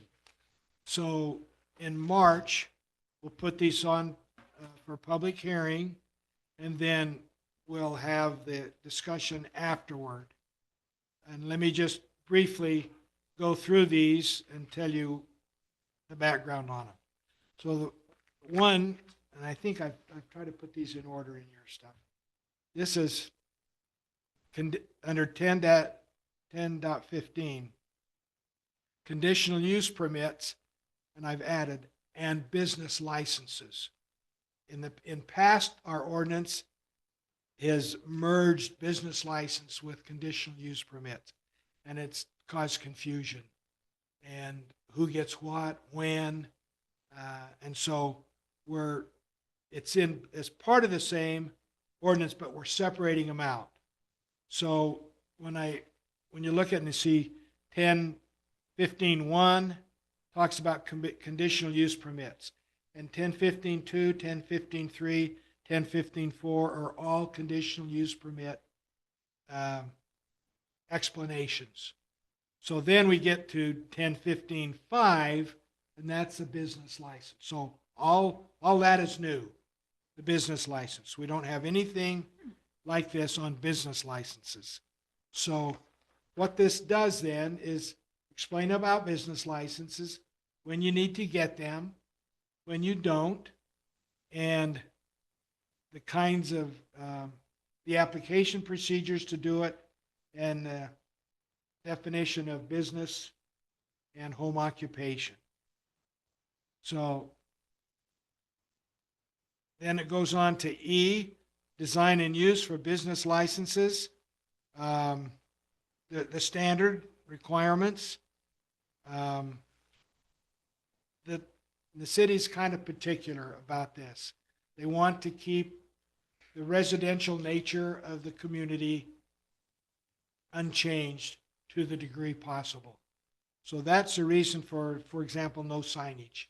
You can't hang your shingle out in front of your house and say, I'm a doctor or I'm an attorney, come on in. So that's the idea behind those design and use standards. And then talking about the renewal of the business license has to be renewed every year. And we're doing it here in the same month. So it avoids the hassle of the city saying, well, this license is renewed in February, this one's in April, this one's in September. On the anniversary, regardless of when it's issued, it'll be due in January for renewal. So the city can better keep track then That would be nice. of those. And they're not, there's not a great fee. I think it's, I don't know, it's $100 $25. I need to go see. something, so Yeah. it's not a big fee. Cheap, I have one. Oh, okay. So that's the business license part of that, the background on it. So look through it.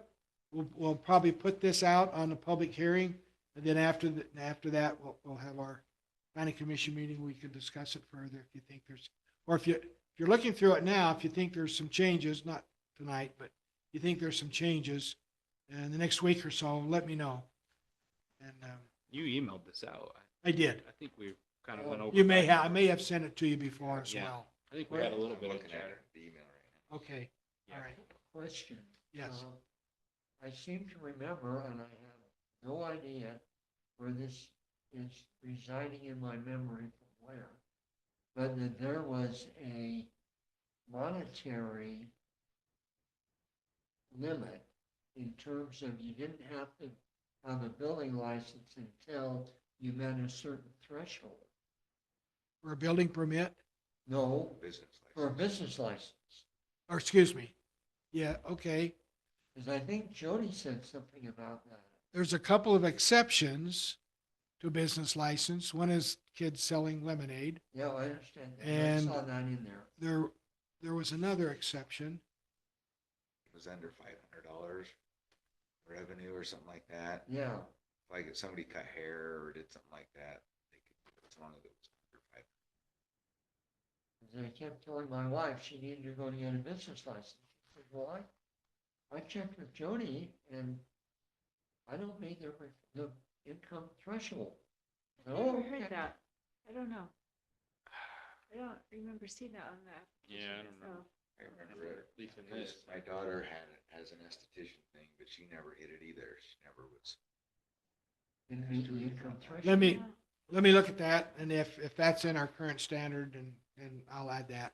Well, I'd almost say we should get rid of it if we have it, because if they're doing some nonprofit stuff, but they have a train of people coming all day long, they're not charging a nickel for it, it'd be as much of a nuisance as if they were making $1 million. Now, we're saying, and this is, I think, currently, if charity or nonprofit raising activity conducted in the city, there's no business license required for that. Well, if it's a one-time thing, maybe, but maybe that, if they're doing it continuously. We should charge a percentage of what they earn. Yes. Part of the charity should be given out to each resident of Woodland Hills. Or a Or free I've been haircut. hassled. Or maybe I'll add here, one time. Yeah. Huh.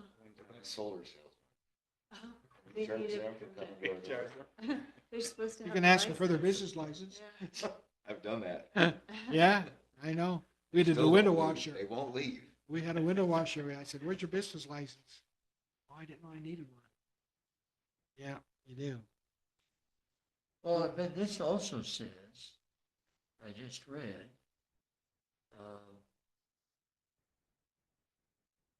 where did I read it?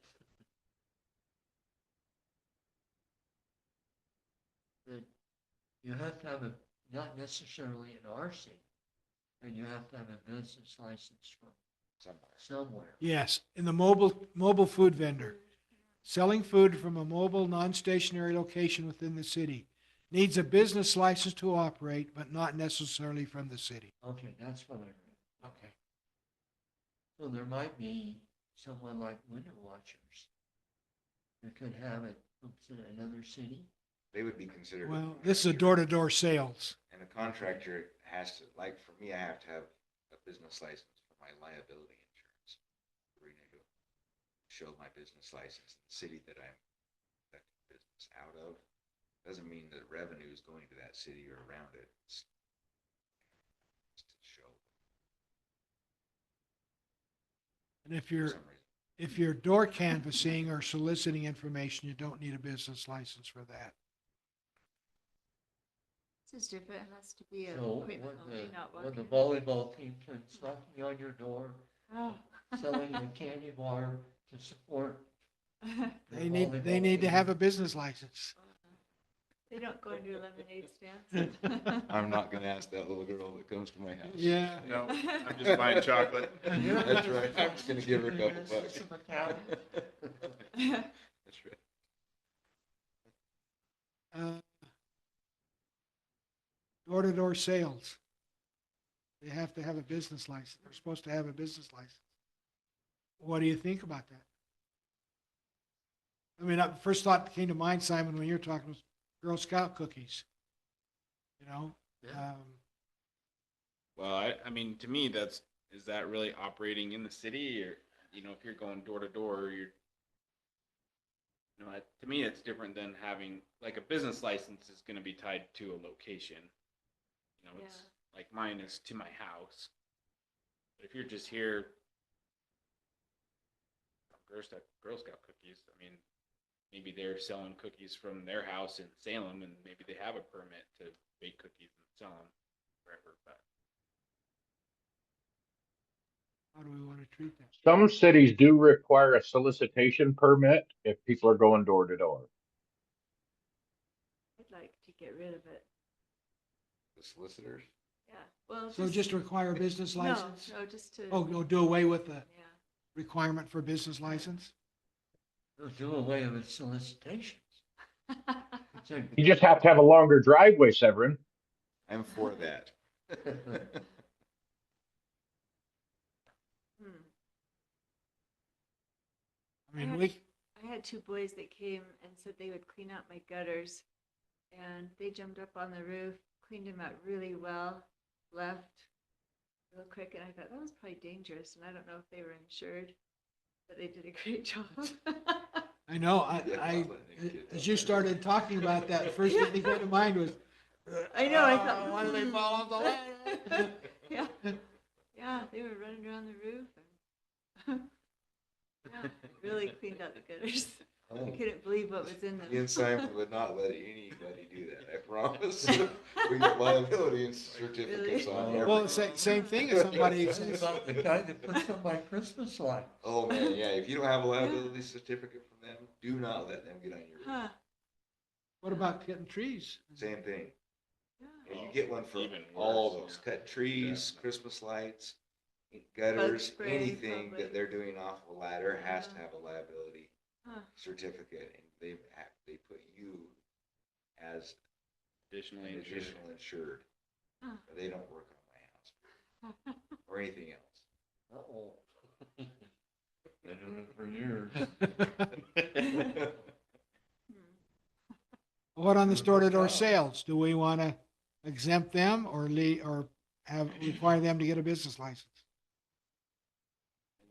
Well, we've been requiring them to have a business Yeah, license. we have. And in the 3 years I've been here, I think we had one person come in and ask about it, but they never bought one. Even if they're not in the city? Yeah, the one person that came in asked if they could go around I think we said they needed a business license and they said, Yeah. okay, and then they left. And I don't know if they went around the city or not. That's been our policy though. If there's door-to-door I think we have sales, to require them to have a business, they may have a business license in Orem. Yeah. Be able to do They business might. here. well, we'll leave it in. See what the council does with that, Brian. Okay, so that's the business license things. Okay. And then kind of connected with that, the 10.8.3 conditional uses, we're adding that, and a business license as may be required in the permitting process under that. So that's that conditional use. I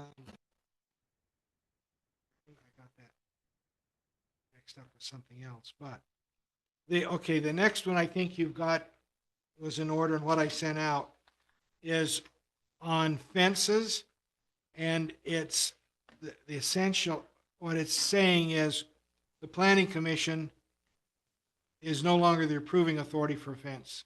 It's the approving authority, whoever that city designates. Right now it's me, but could be the building official. But that's what all those changes are. They're removing the planning commission in place of the city or the approving authority. So no other changes to the fencing thing in this part, the substituting. Change the two. Let me go to the last page of that. I maybe spoke out of turn here. It's number 8, 9, and 10. And we've got, there's some sections that have been misquoted in our ordinance. So it corrects those. Number 9, it says no barbed wire, strand wire, or chain link fencing is approved to use. I've inserted uncoated. Yeah. No barbed wire, strand wire, or uncoated chain link fencing is approved. This says for approved fence material, see B.2.A of this title. And that's that one that we looked at before that had the fencing material. And in 10, fencing is limited to the back and side yards and shall not extend forward beyond the front plane of the residence. So put plane in there instead of just front of the residence. So those are proposed changes. Again, we'll put this out there in the next public hearing for the fencing ordinance.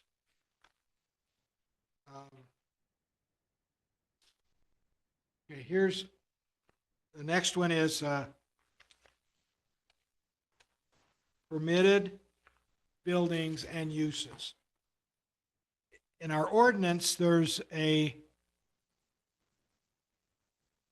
permitted use of buildings and there's an unpermitted use of buildings. The unpermitted follows the conditional use permit process. They have to get permits to do whatever they're going to do under the unpermitted part, and that's where then the conditional use permits come into play. Now, what I'm trying to correct here, and we've been through this once before a little bit, but coming down to Part B, permitted uses in any residential, I say any residential and taking out the R10, the R1, and the R2 zones, because that left R80, R40, R19 not affected by this, and they are. So I just classified all residential, any residential zones shall not include the following. And the big thing is number 3. And this reads hotels, motels, or other transient housing, which is defined as a dwelling unit that is used and then it's scratched and or advertised through an online platform or other media then it goes back to the way it ordinance reads, for short-term occupancy for a period of less than, our current ordinance reads 3 months, and I've changed that to 30 days. What this is the state, many months ago, didn't allow advertising for Airbnbs. That was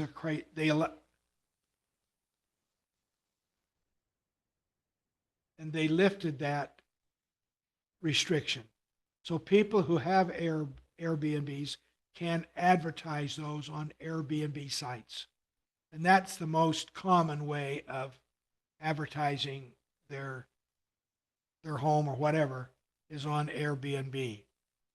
The city is not ready to, well, we're taking away that restriction. The state took it away from us. So we're changing the ordinance. And so a permitted use still, if a person wants to rent their house out, they have to get a license to do it. So that's the permitted part for an Airbnb. If somebody in the city wants to have and rent for 30 days or less, then they have to get a business license to do it. So it allows them to do it, but they have to have a business license to comply with our city code. So that's what that is in there. And I've changed it from 3 months to 30 days. And I'm sure we're going to have a discussion on this when the time comes in city council. Is there A discussion? That's what you call it.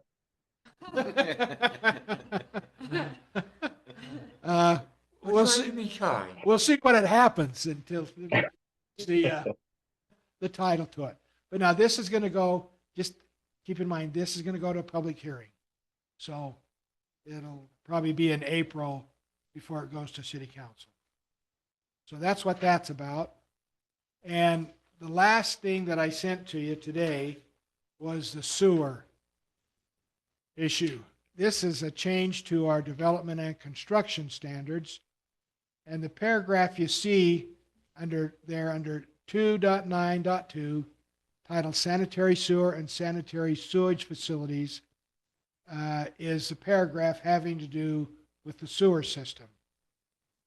And our ordinance says that each lot, all new developments within the master plan development area as depicted by the Woodland Hills Sewer Master Plan map is required to install sanitary sewer lines according to section 2.9, sanitary sewer Woodland Hills development and construction standards.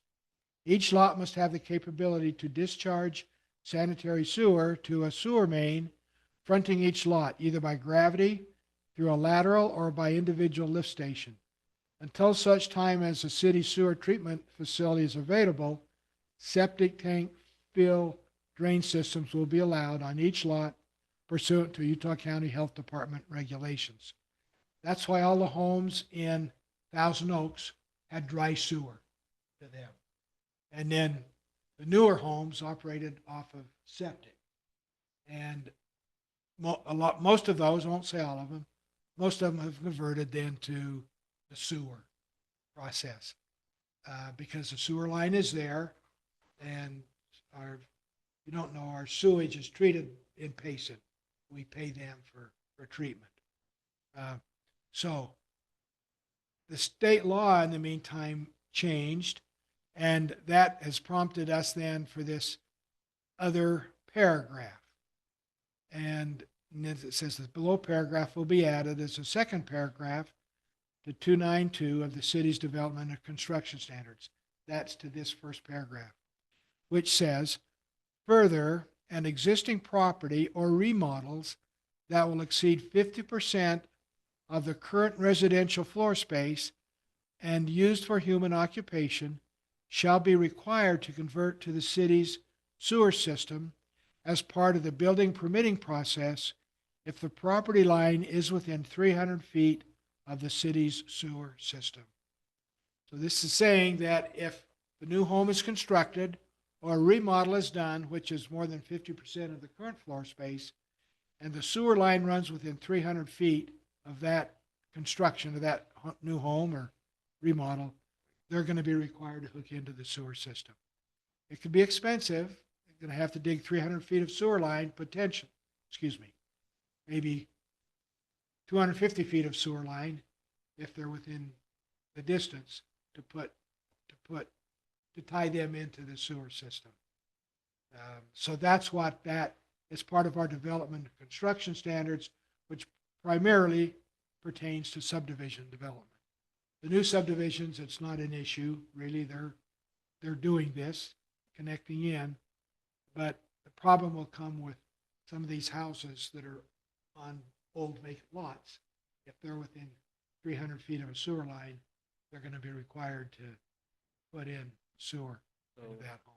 I don't know if this matters for this, but a question that comes to my mind, because I've been doing developments, normally when they say, hey, you're gonna develop here, you've got to pull sewer from down the street, they're not just having me pull sewer for my development, they're gonna make me drag the big ol' honking main line all the way up, then pull mine off, and then the neighbor's gonna be, then he can tie onto that and keep going.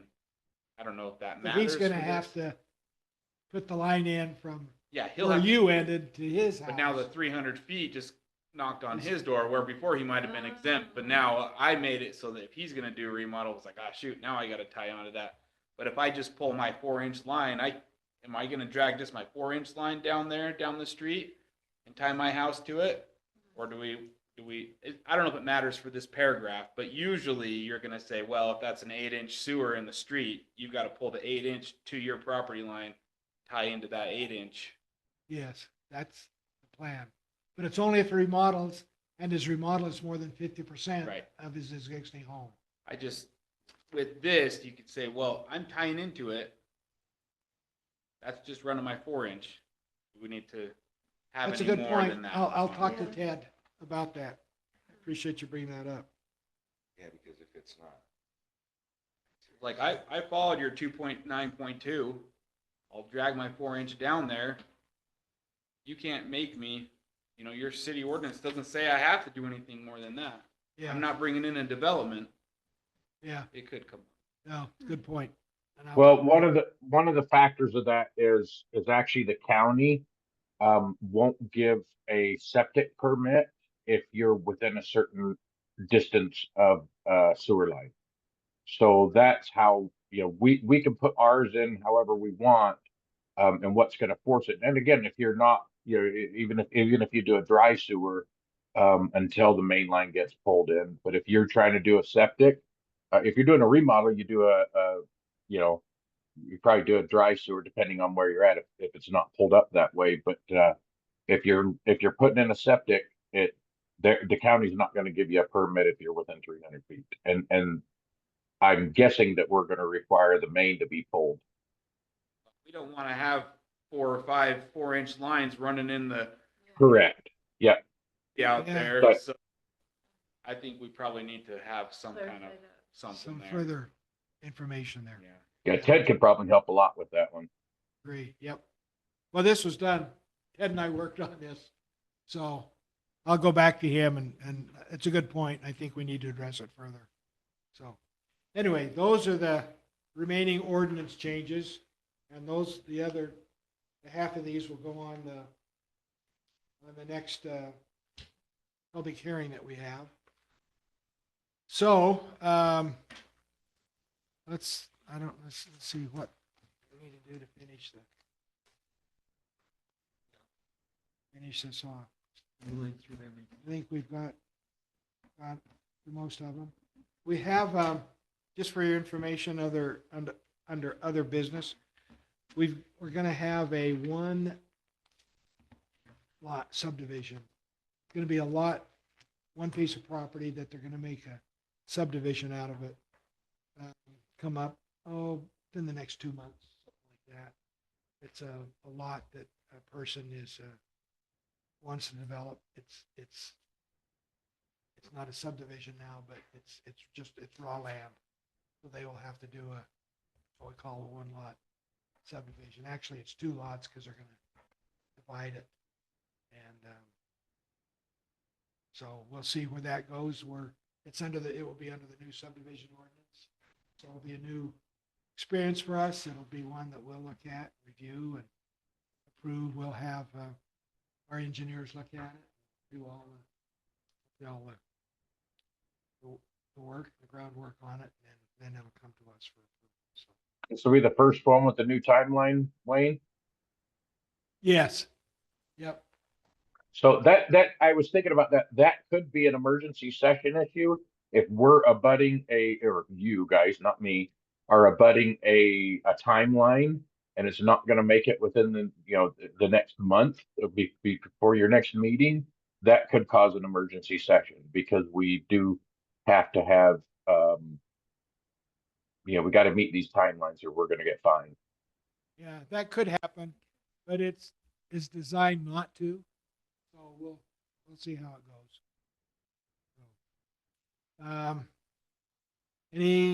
Anything else want to bring up or discuss? Second that. Okay, all in favor? I- Aye. Very good. We will adjourn. We stand adjourned. Thank you, Phil, for coming tonight. Been a little lengthy, but we got a lot done. Appreciate you guys. It's good hearing all the catches everybody made as we were going through these. It was kind of nice. Yep. Good. Thanks for your attendance, Brian. Brian, Of course, now you home. I'm going to be traveling forever. I'm never going to. I'm in Phoenix right now, so Well, at least it's warm. yes, Actually- it's much nicer. His wife, he was out of town. Well, our kitchen is almost done, or both of our kitchens are almost done. So I'm excited to get back and to see it all. Simon, we've almost got one for you. They misspelled your name.